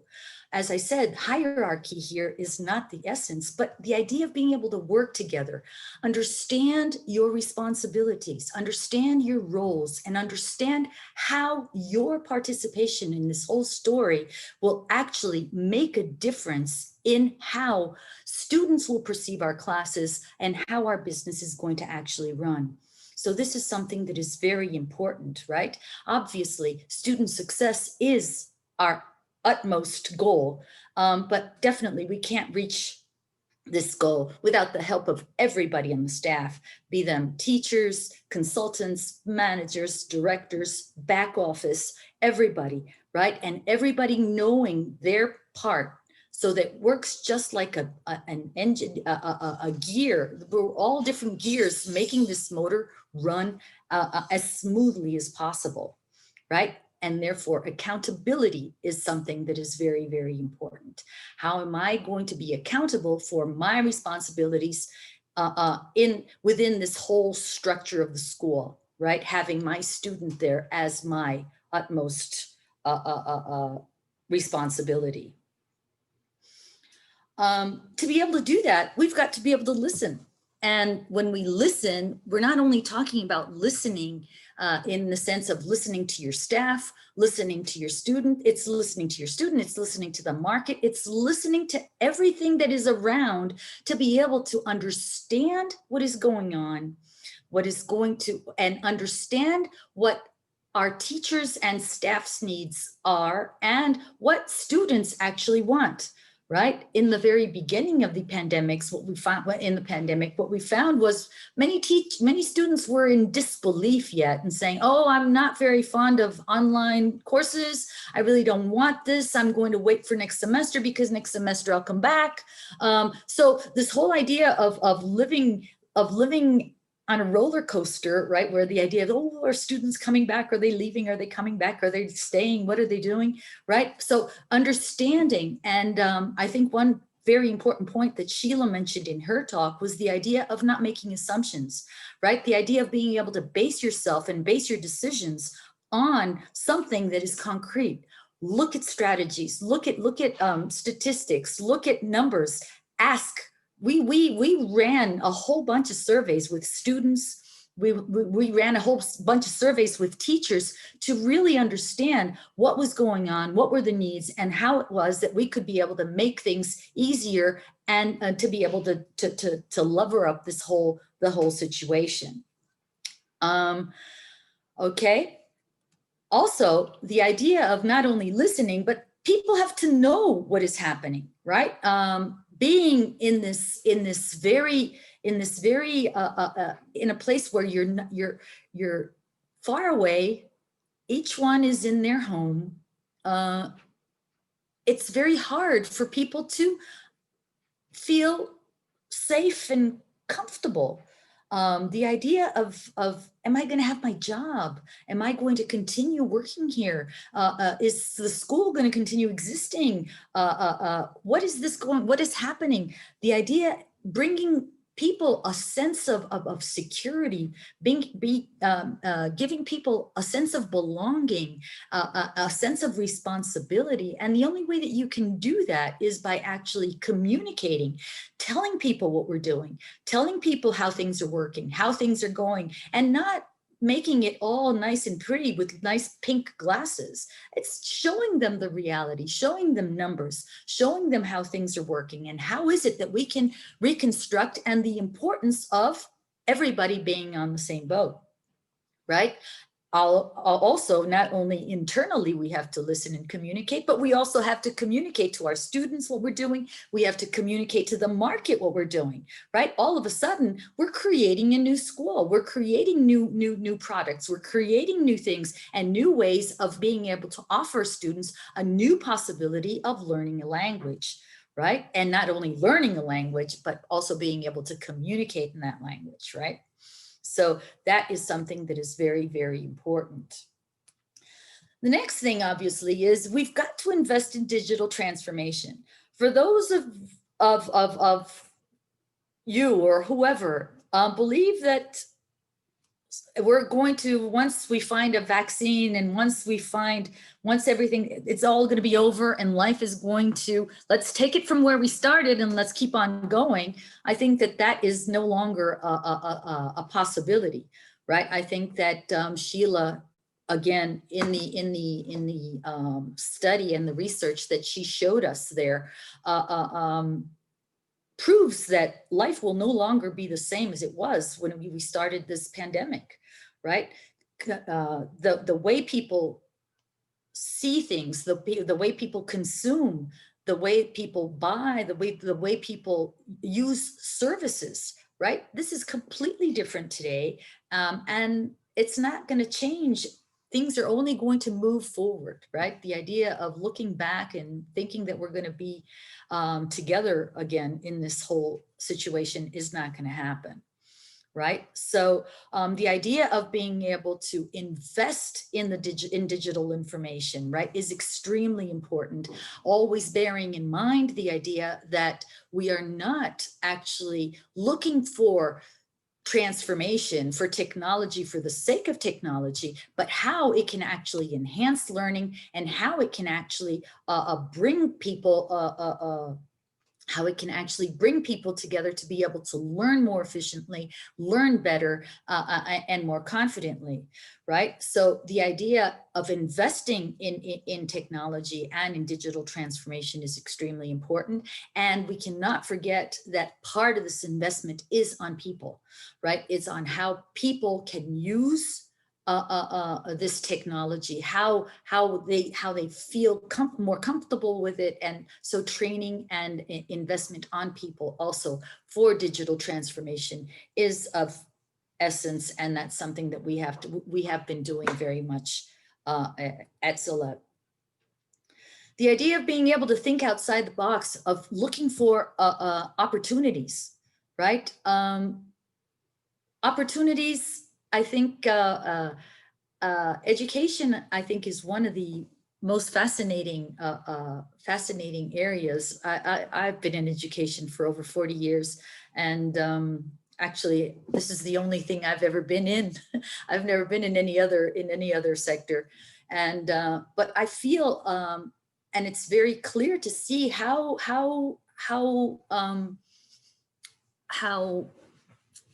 very, very, very resistant to change education is, right? How things are moving slowly, but surely. But on the other hand, with this pandemic, things had to change more quickly. They had to go faster. They had to move faster, right? So the idea of being able to look for opportunities in this whole situation, I think many of us here have found a myriad of different alternatives there to be able to offer to our students and to the market, right? So this is something, and thinking outside the box and getting ideas is not only enough, right? Because the ideas will not make themselves concrete unless we are agile, we're flexible, and we're resilient, right? This is something that is very, very important.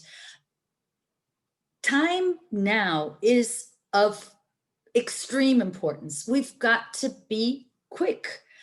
The market moves on. We have competitors. We've got people working and they're working fast, and we have to try to work faster. Everybody has to try to be faster to be able to get this whole story moving in a very good way. The idea of being able to be flexible, right? The idea of being able to be flexible, the idea of being able to adapt, right?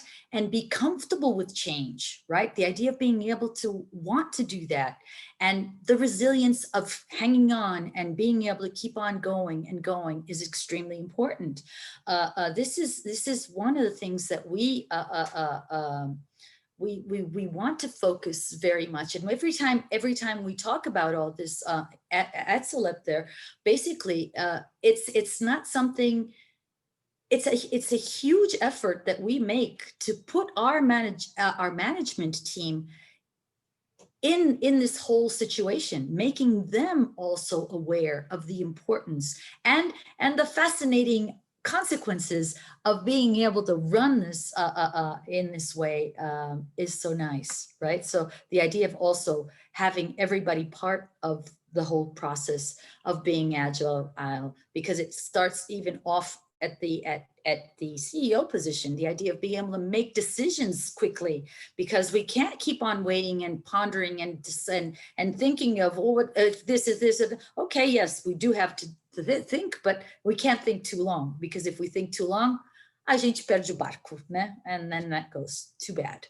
Né? The idea of being able to face adversity. My husband is very much into boxing, and we were once watching an interview with Mike Tyson, and it was very interesting to hear him saying, right, the idea of everybody has a plan until you get punched in the mouth, right? And so the idea of you're thinking you're going one way, and you've got to be able to be agile, flexible, and resilient enough to be able to change plans, because it's not the adversity itself that harms you, it's the way that you deal with adversity, right? The way that you actually see the whole situation is basically how basically your business is going to be impacted. Right? It's not the adversity itself that is going to impact it. So the idea of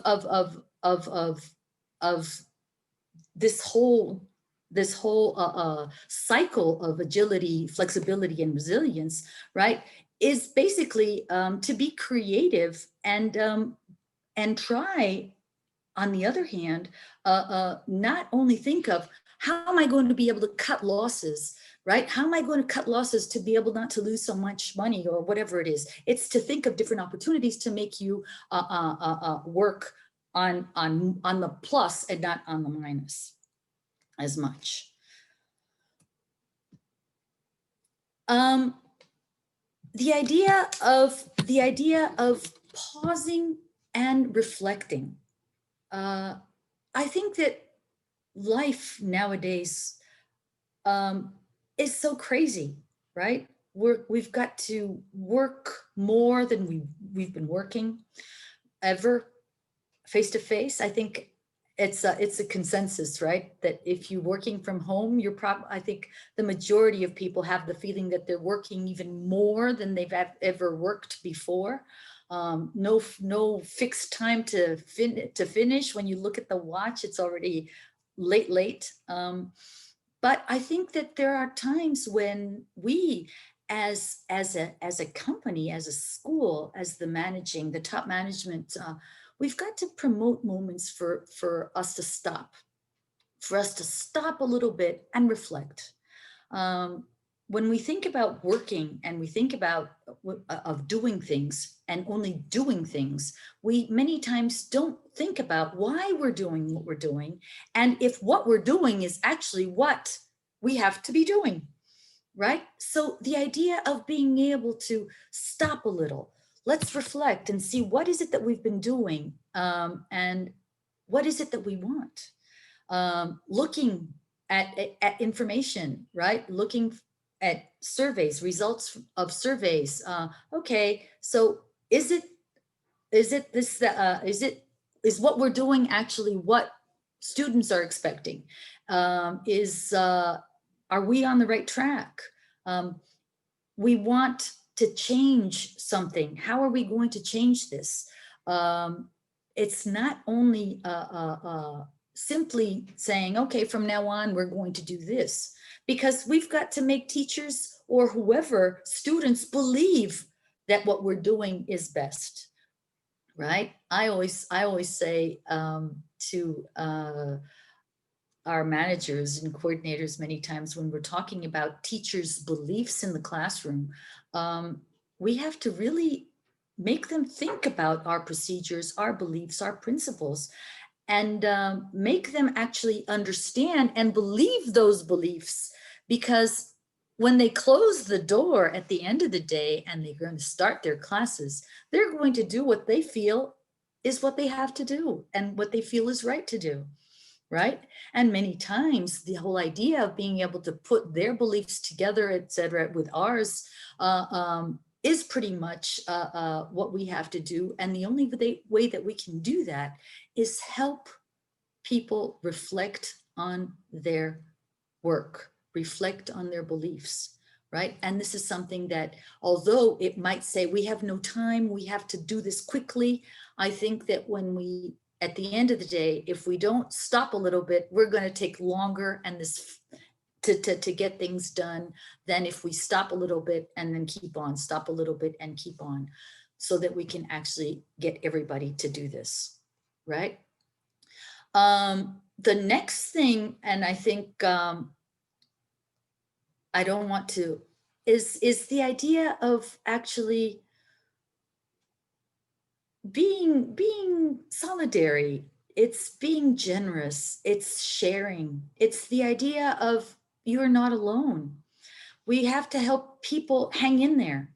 I heard Ariadne, and I so much related to the problem of how there are so many teachers who are suffering from depression, from anxiety, how there are students and parents who are absolutely on the edge. And it is so important at this moment, although we are far away, it is very important for us to show people that we're together, right? The idea of being able to share, the idea of being able to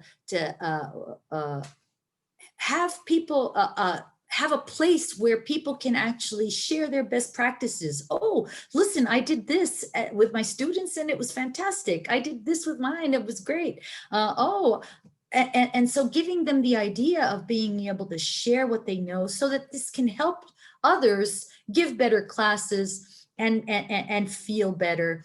The idea of being able to lend your ear to people so that they can talk about what is making them feel so bad. Many times I myself have these moments, and when I talk, at the end of my talk, I feel so much better. So thank you, this is making me feel so bad. I was feeling so bad, right? But now I'm feeling better. So the idea of being together, the idea of being sharing, and not within our boundaries, right? We've got to share outside as well.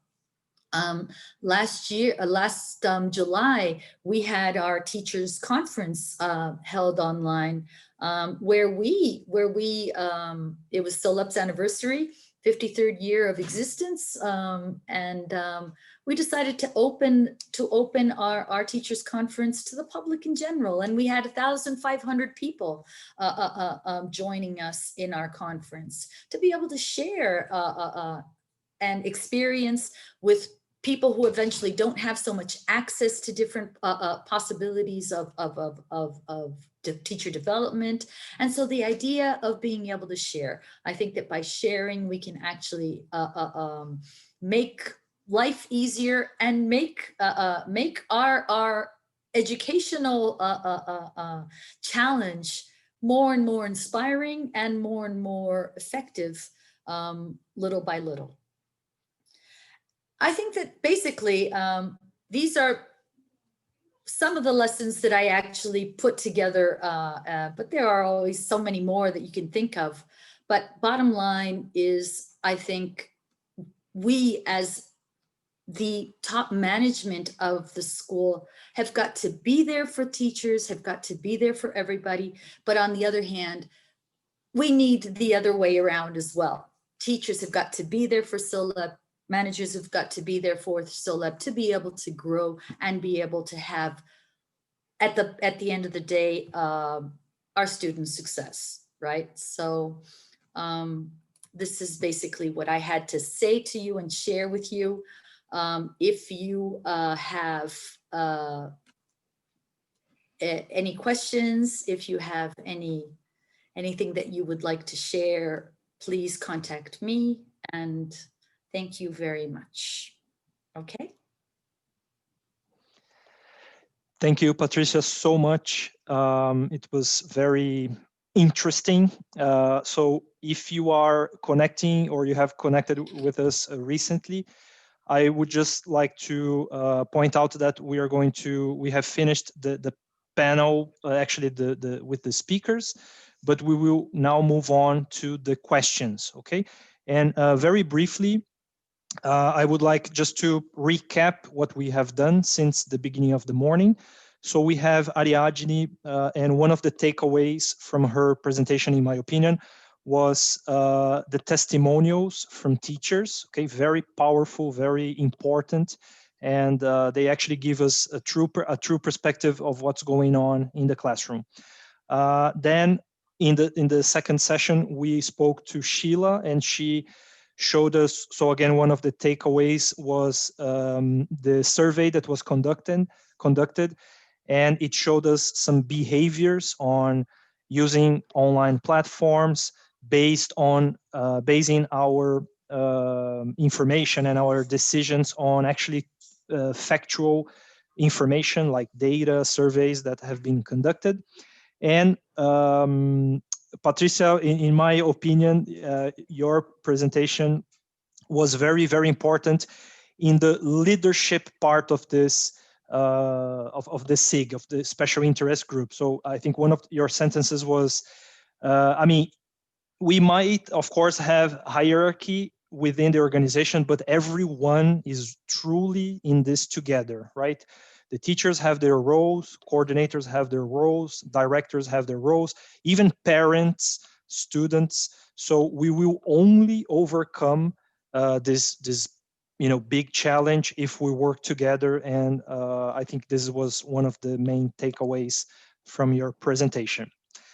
Thank you so much, everyone. Stay with us. So now we have collected a few questions, and we will actually kind of open the floor to some questions with the panelists to get some new ideas, get our questions answered.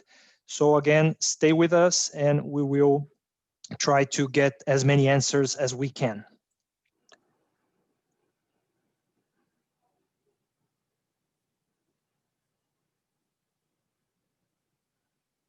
Okay, just a few minutes as we get organized here.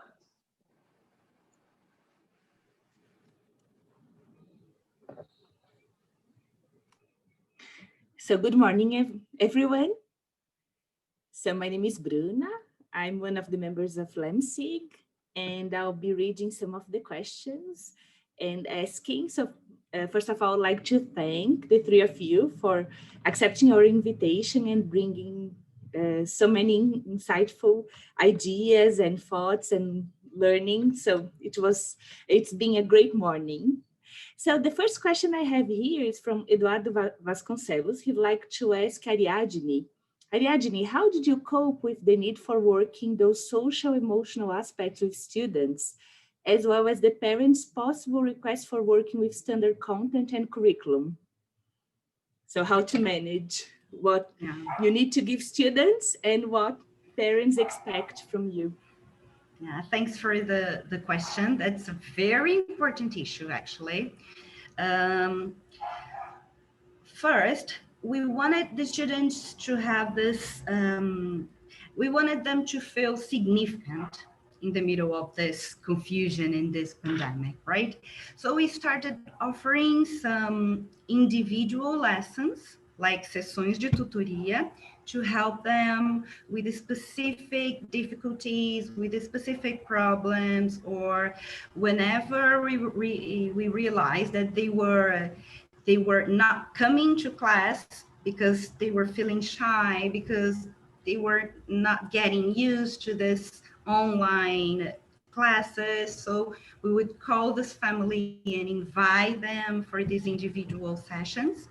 It helped a lot because it helped to build, to bridge this relationship between the teacher and the student. So, and it was not my idea, but the school where I work, they started offering some online jam sessions, like in sarau. So students would read some poetry, they would sing, they would dance, they would play the guitar, and it helped a lot. It was, like a breathing session, so everybody was relaxing, and we were bringing people together. So this definitely helped a lot, this jam sessions. And according to parents' expectation, that's something that we had to talk a lot. We had some meetings with parents, online meetings with parents. They are the best. I think for the rest of my life, I'm going to have online meetings with parents. It really works. It really works. And so we were showing the content, we were adapting, and we were showing the program we still have. So we are not, we are still working the same content we planned, but we are working in a different way. We are making choices, right? And so sometimes we had to stop the program and have a special guest who would talk about living abroad with students. So there was a friend of mine who was talking about living in Scotland. And then she talked about the monster of the Ness Lake, and she talked about Harry Potter, and children were having this class in English, but with a different content. They were learning a lot. It was not on the program, but they were learning a lot, and they were feeling relaxed, and there was something different going on. So we talked about the importance of these activities for the parents, and we also tried to make them understand that students are still our responsibility. So we are thinking of the content they're learning. We are responsible for that. And if we feel that next year we have to start a different program, adapting the program of next year, we will do that. So we ask them to trust us because students are still our responsibility. I think they are still worried about that, but now they are calmer and they can trust us more. Okay, thank you very much. Thank you for the question. Patrice, I would like to add anything. Did it happen at CELAP too? I mean, did you need to make changes in the program? Were parents requesting something related to that? Were you feeling like under pressure? You are muted. this whole period has been very challenging, and we have been under pressure tremendously, right? The idea of teachers, because it's an adaptation moment, right? It's an adaptation moment for teachers. We, as Ariadne said in her talk, right? We're learning. We aren't very experienced in this online environment, right? So teachers are learning. Students are learning to learn in this environment as well. So it's all, and now with the challenge of parents being able to watch class, right? It becomes even more of a challenge, right? So yes, we have been talking very much to parents. Our managers are constantly talking to parents.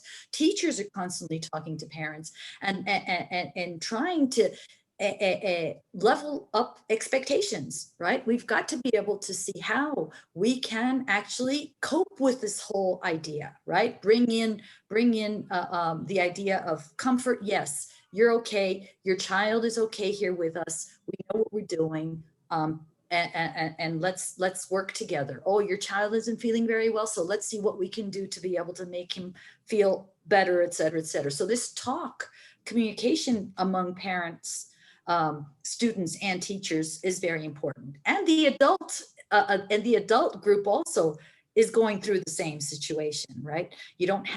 Eventually you don't have the third end there, which is the parent talking, but it's the adults talking to teachers and how they expect things to work, et cetera, et cetera. All right, thank you very much. Sheila, Lenora would like to ask you a question. How do you see this intercultural load, like reading and entertainment in general, being a bonus to the educational process from now to the future? Because you mentioned like the number of access to Kindle and everything, so I'd like to know like how can it help us? Well, you know, the research shows as well that live streaming grew tremendously in April. They had like 200 million views, and streaming platforms like Netflix, Amazon Prime, Google Play, they also had an increase of 76%, if I'm not mistaken. Gaming as well has increased 60%. You had like 30 million visits to gaming sites. So I have two teenagers. They are twins, and they are studying from home since mid-March. And their teachers have asked them to watch series, to watch movies, to watch documentaries. So this entertainment is now part of the education as well, because teachers know that you have teenagers at home who watch series, who like movies. So they have to work with those kinds of things to improve the learning environment, the new learning environment. So I think we can you know, take these two limes and make a lemonade. All right. Would you like to add anything to this answer? It's change, right, Sheila? As you said, it's change. We've got to be able to adapt and adjust to change. It's constant. We have to. I think that if one of the things, I think I should have put a 12th one there. It's that we've got to learn that comfort zone does not exist. We can't stay in comfort zones because life is always pushing us out of it. Because if we don't leave our comfort zone, we're in big trouble, right? Because next please, el bonde passou, and it's gone. Yes, right? Yes, yeah, yes. The concept of lifelong learning hasn't been so, you know, important, exactly. So relevant, right? It's amazing. Very much, yeah. And everybody is learning. And this is important to say, right? Every single person is learning. The managers, the directors, coordinators, teachers, students, parents, everyone, husbands, wives, right? Siblings, the idea, everybody. The idea of a learning organization is, it has got to be there all the time. You've got to learn. You've got to be open to be able to learn, and humble enough to be able to understand mistakes and be able to go another way. It's a part of the whole process. Of course, the mistake is part of the learning process, right? Exactly. And you've got to be able to take risks, right? Sure, sure. With taking risks, you run the risk of making mistakes. Yeah. Let's draw back and let's start again. Definitely, thank you. This question was actually from Eduardo Vasconcelos. I apologize, I said the wrong name here. Now, thank you for the question, Eduardo. Yes, thank you for answering. And now Silvia Armada would like to ask a question too. Do you think that this COVID experience will make schools see the importance of developing some different competencies in teachers, coordinators, the school community in general? And based on this, is teacher courses being adapted? Teacher training, sorry, being adapted? That's a very, very good question, Silvia. Good to see you here. See you, know you're here. The idea, I think, yes, definitely. I think that has to do a little bit with that slide that I showed about accountability. Everybody has got to know what their role is. Everybody has got to know that their role impacts tremendously on the performance of the school and of the student himself, right? Teachers cannot only assume that their role is simply preparing a class, giving the class, and passing on the responsibility to the coordinator if the student did not come to class, did not do his homework. The teacher has got to understand that, first of all, the teacher is the student's reference in terms of learning. It's not the coordinator, it's not the manager. He is his direct channel. And the moment that he engages his students into the responsibility of his learning, it moves on from the teacher showing student what his role to learning is, the coordinator showing the teacher what his role to student is, the direct, it keeps on moving as a huge chain. And when each one of the links of the chain knows their responsibility and what they have to do, it makes life easier. It makes life easier for everybody, because everybody knows what they have to do, and they have time to do what they have to do, and they don't have to worry about doing what others have to do, other people's job. Mm-hmm. And yes, definitely, this is something that impacts tremendously on teacher training, right? Because we have to be able to actually show this side of the responsibility towards that student. It's not only towards teaching, right? It's what I say so many times. It says, if a teacher says, my student didn't learn, but I taught it, well, no, you're only going to be able to say you taught something if your student learned it. You may have transmitted something which was not enough for the student to learn. So basically, it's this whole idea of trying to find and struggle through the way of how is it that I can make my student actually learn and consider myself then, yes, I did teach this. And this implies only in a larger role, it's being more aware of the student, of what he needs, and that goes beyond the classroom. Right. I agree, yes. Would like to add anything? Ariadne and Sheila?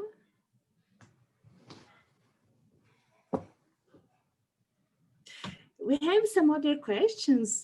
related to, okay, we talked about teacher training, but we have some questions considering teamwork, because it's part of our jobs as coordinators or managers and leaders. Elisa Rosas Villa, she asks, how can we foster teamwork now? She says, we have been working alone, and I feel we need to recap on this. And she says, in Uruguay, we are teaching face-to-face now. So we have somebody from Uruguay. So what is your opinion on that? How can we foster teamwork now? Well, what's her name again, Bruna? Elisa. Elisa. Elisa, you know what we have been doing at Cambridge Press here in Brazil? Every Friday, we have our virtual happy hour. So at the end of the day, on Friday, we have a virtual happy hour where we meet. The idea is to talk about things that are not related to work. But of course, it's very natural that we talk about work issues, but it's very good. We talk about our families. We talk about how bored we are sometimes, what our plans are for the weekend. So every Friday we have this hour. You know, we go from 6:30 to 7:30, and we talk and we laugh and we try to connect. You know, so this is the idea. So we are not together in the office anymore, and we have people from different departments in this happy hour, which is also important because you have different views. So the idea is not to lose this connection, this good relationship that we had when we were at the office. So it's doing really good to us, you know. So this is my tip. Okay, that's so interesting, because something that appeared so often here was like care. It's so important to show that we care. And how can we do this online? How can we keep up with this relationship we used to have without the coffee that Patricia mentioned? Okay, when we were having like coffee together, it seemed to be easy. It seemed to be easy to build rapport with students too, without the screen between us. So that's a very relevant tip. Would you have any other tip, Ariadne and Patricia? We actually had to reconsider our pedagogical meetings at school. Mm-hmm. So we have pedagogical meetings every week, 2 hours a week. And then at first we decided to start with a project named Boas Práticas, right, from school.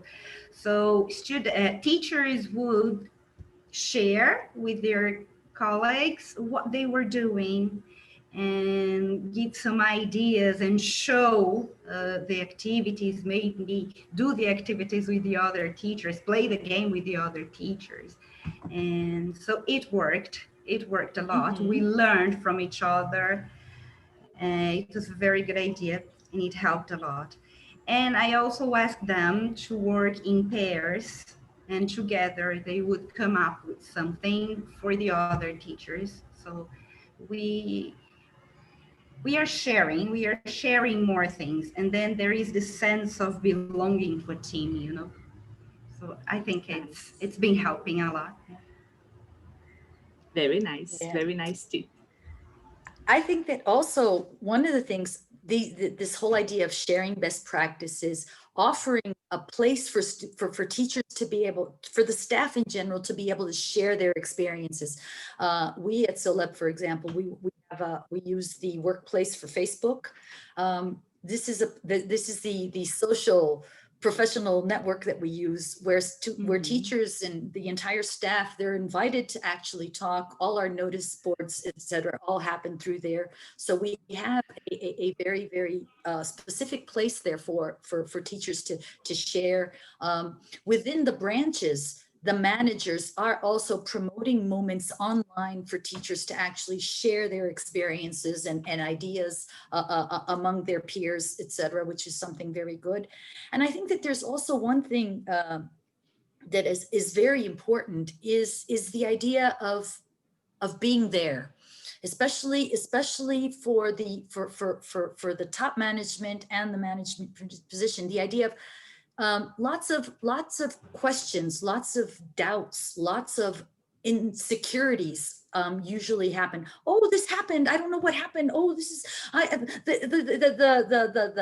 can't access the drive. I don't know what was going on. The lab is not working. How the idea of being able to the idea of being there immediately, giving at least prompt attention. Listen, just a minute, we're here, we're trying to work things out for you and make things work. I think that this is something that helps people believe that they're not there alone on this boat. The boat is sinking and they're the only ones there. No, we're here, we're there. And it's, I think the idea of promptness, it's not as much the idea of resolving and solving the problem, but it's the idea of them knowing that you're there and you're doing everything possible for that to work. I think this is something that is also very important. It's very nice. Thank you. Deborah Soares asks about, she asked a question about how to deal with the spoken abilities asynchronous lessons with students who start learning, but they are kind of ashamed and shy to speak.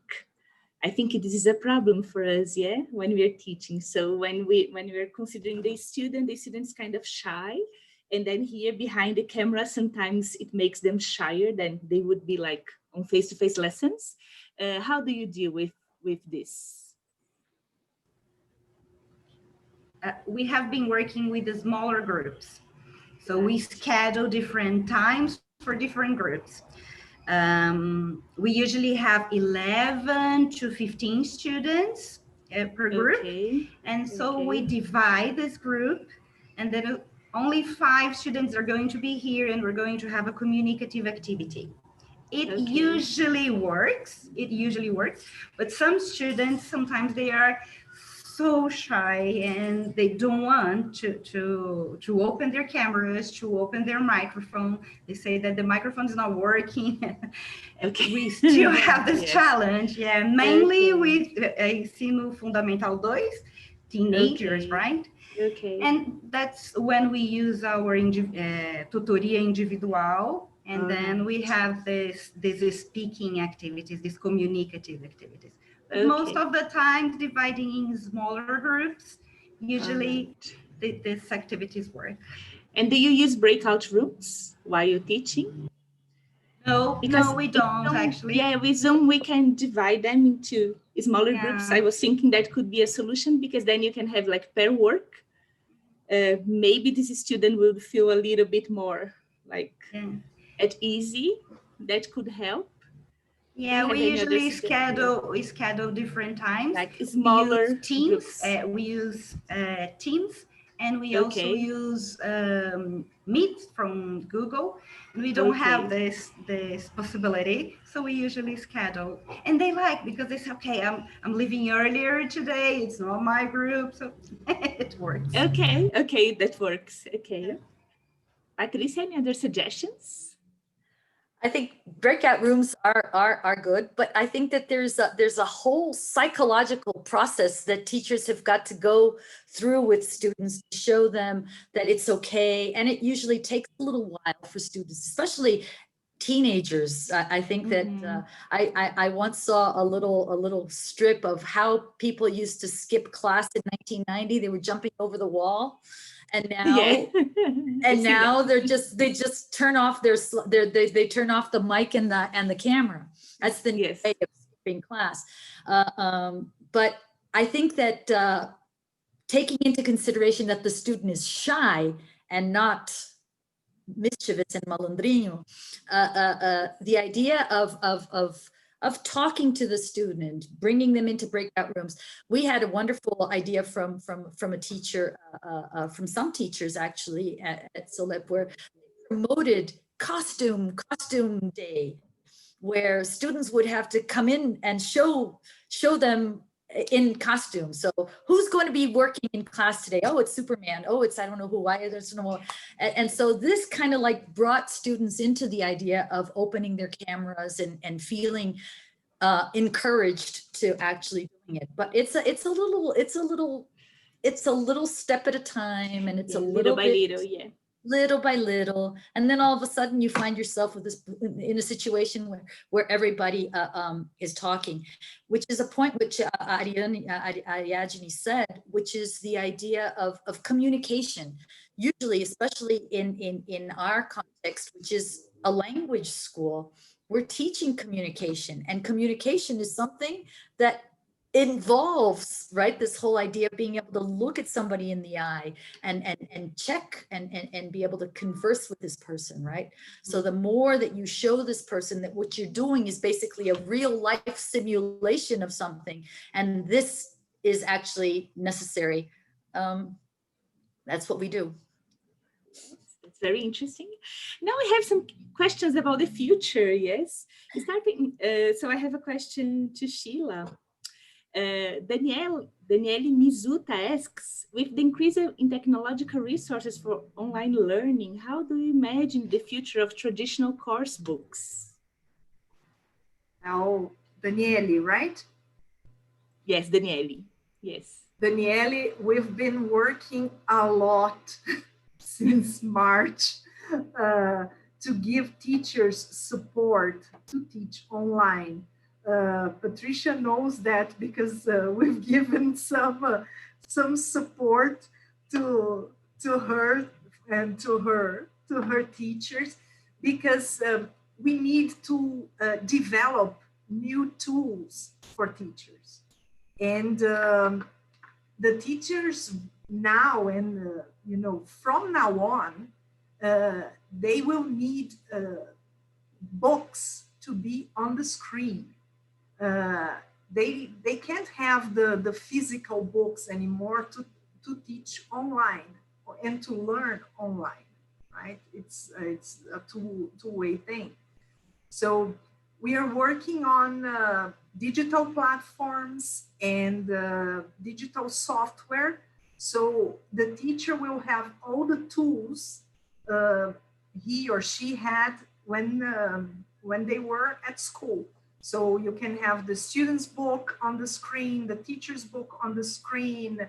You can play audio, you can play videos, and everything that's needed to work online from now on. And also, we have been working as well with tools to work with mobile and tablets, because sometimes, you might need to start your classes from the street or from wherever you are. So if you are waiting at a doctor's office, right? You can do some exercises with your mobile. So we can invest on that as well. Right, thank you.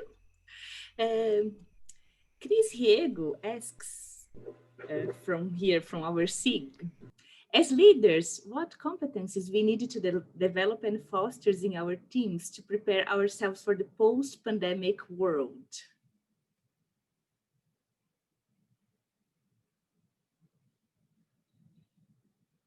So what do you think? I believe some of them are creativity, critical thinking, creativity mostly, right? Because now we had to develop that characteristic,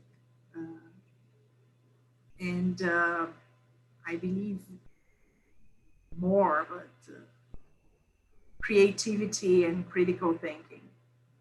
All right. I think of, that, sorry. Go ahead. No, go ahead, Ajaji. Thank you. I can think of flexibility. I think we have to learn how to be more flexible to adapt things in general, right? How to deal with people, how to deal with families, and how to deal with the school. That's the first thing that comes to my mind. I think that we have accountability is one.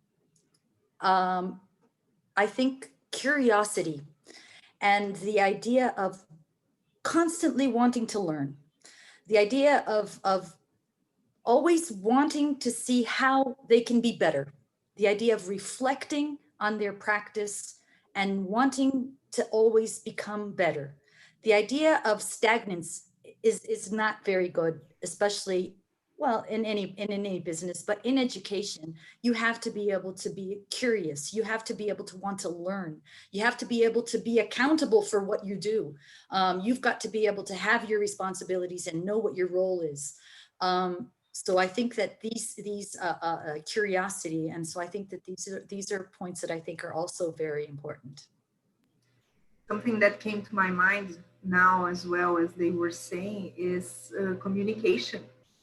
Right? We have to improve our communication skills, because we need to communicate with peers, we need to communicate with teachers, with people from abroad, and when you are face to face, you have one kind of communication. When you have to communicate from a distance, right, or in the online world, it's a totally different communication. So we have to learn that as well. Totally agree with that. And I could realize in some pedagogical meetings that I said something to the teachers and I showed this information on the PowerPoint, and just some weeks later they asked me the same thing. And so I was thinking, haven't I said that during the pedagogical meeting? But we are communicating with overwhelmed teachers, and they are worried with a lot of things. So sometimes they're not paying attention because they cannot. They have something else in mind. So communication, we have to develop some different ways to communicate, that's for sure. Totally agree. Yes, I couldn't agree more. Very, very important competencies to develop as leaders. And a final question from Lucia. How do you envisage the future considering what we have been experiencing so far? So what does the future hold?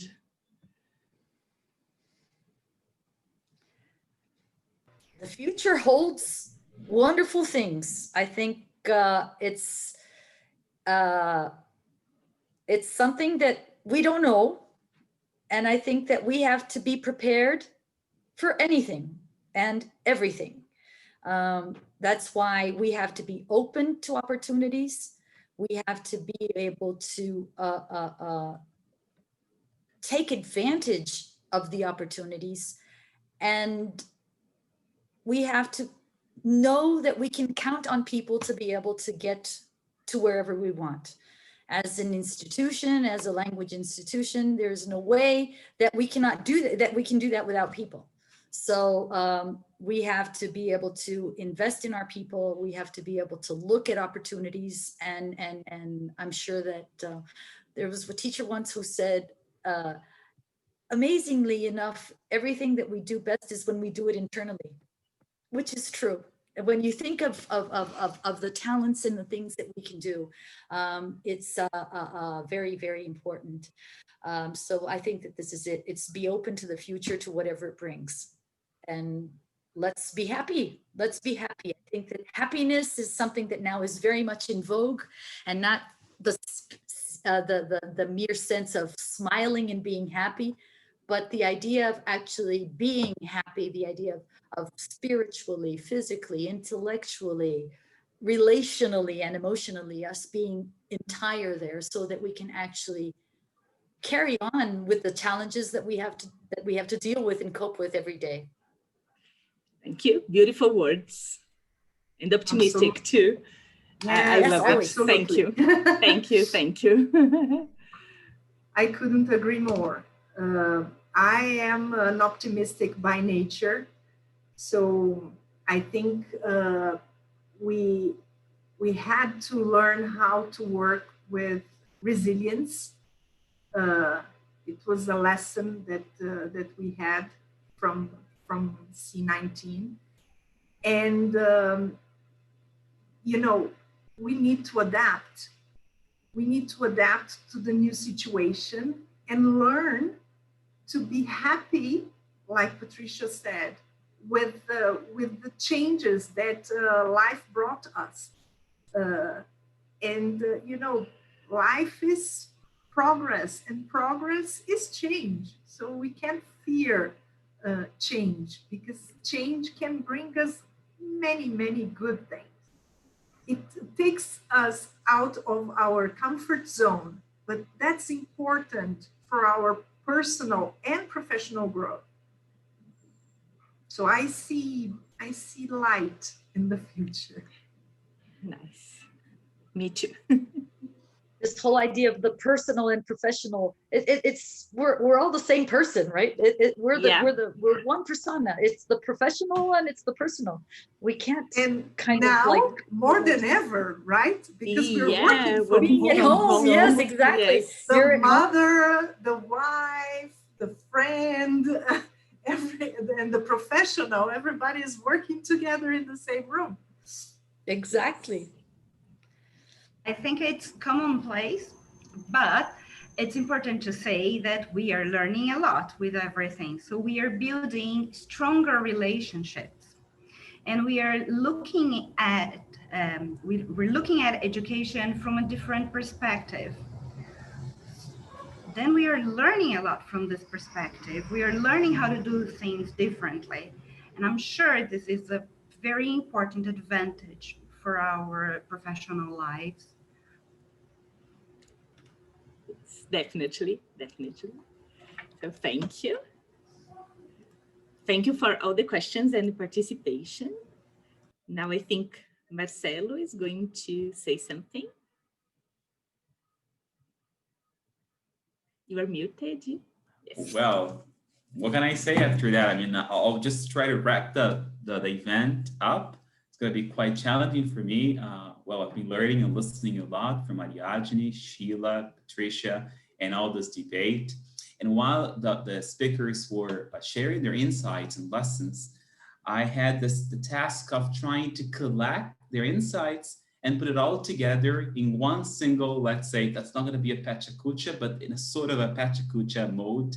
So I'll be sharing and wrapping up the event, and then we open for the group LUMSIG to say thank you and goodbye. Let me share my screen. It's going to be quick. I've only got 5 to 7 minutes. So this was the program of the day. So we listened and we learned from Ariadne and then Sheila, and then after Patricia.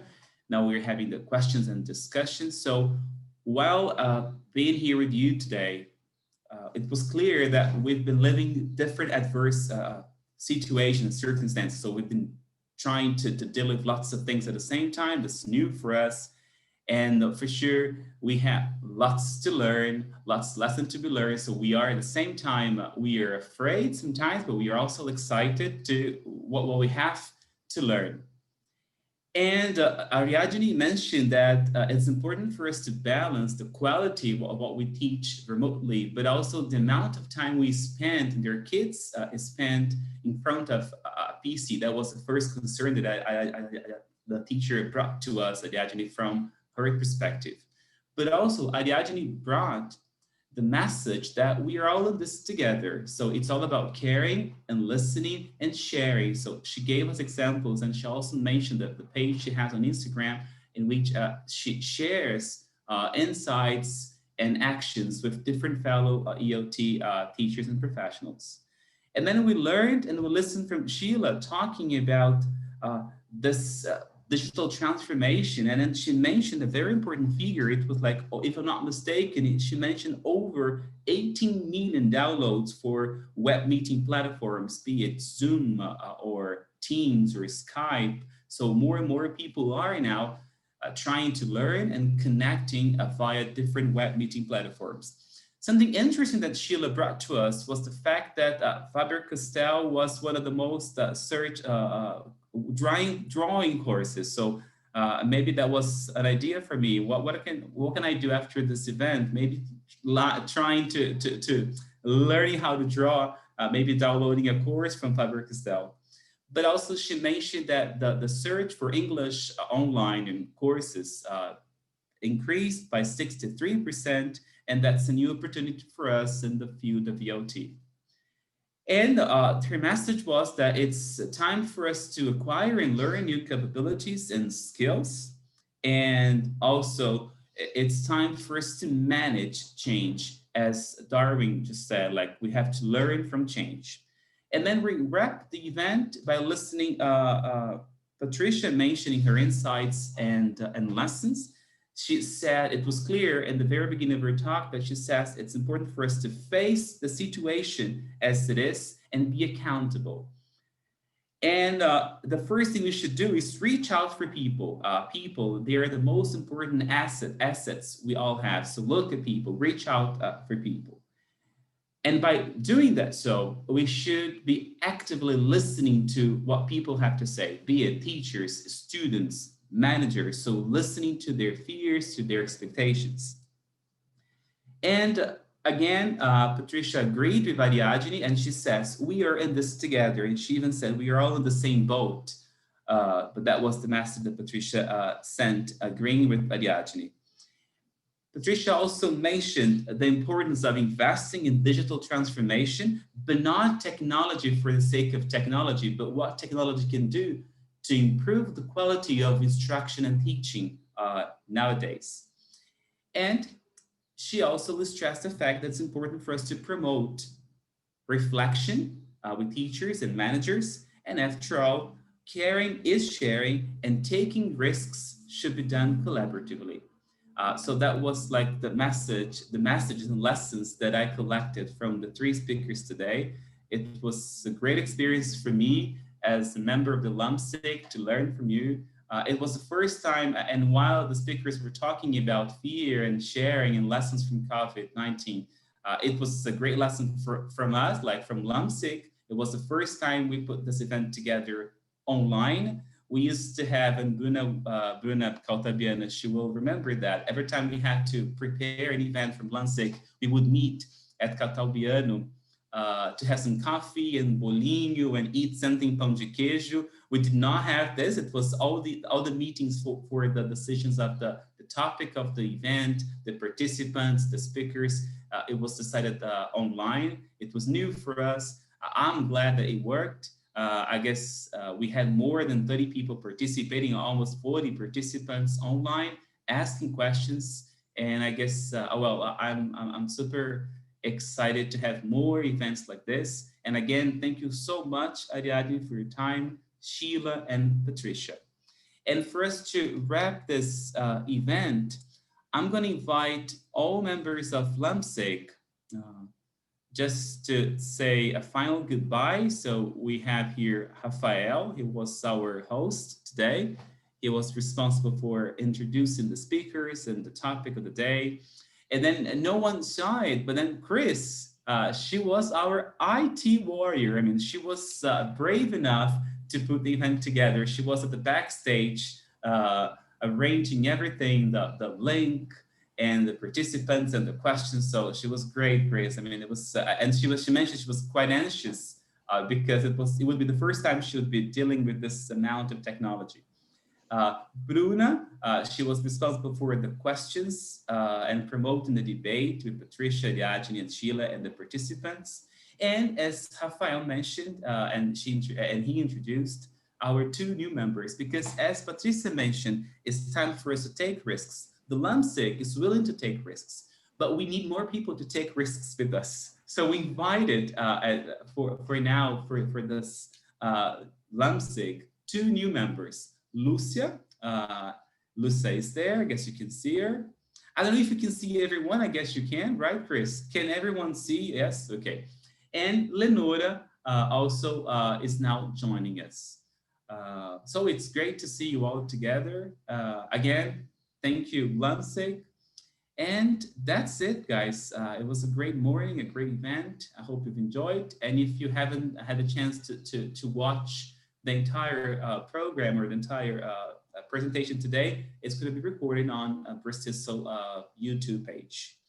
I guess that's all. Then if you want to say something, Bruna, Chris, Lucia, Lenore, Rafa, or the speakers, now it's a moment for you to say goodbye. I just wanted to say thank you. It was brilliant. I think lots of reflection and really useful reflections for our everyday life. So it was brilliant. Thank you so much, Patricia, Sheila, and Ariadne. Thank you so much for having us. Yeah. Congratulations. It was a great panel. And it's an honor to be helping now with the LAMSIG. And we hope to have everybody back again in our next events coming soon. All you need is for the opportunity. Thanks for the opportunity. It was great. Thanks a lot. Welcome, Lucia and Lenora. And a big thank you to all LAMSIG BRAZ-TESOL team for inviting me. Thank you, Ariadne, Patricia, your excellent teammates. And I will take a lot of learning from this event as well. Thank you very much. Thank you. Thank you for the event, the opportunity to be here with you guys, and see you on the next event. Thank you, everyone. So Hope much. to see you soon. Thank you. Bye-bye. Bye-bye. So thank you so much. Bye-bye. And stay home if you can. Bye-bye. Bye. Thank you.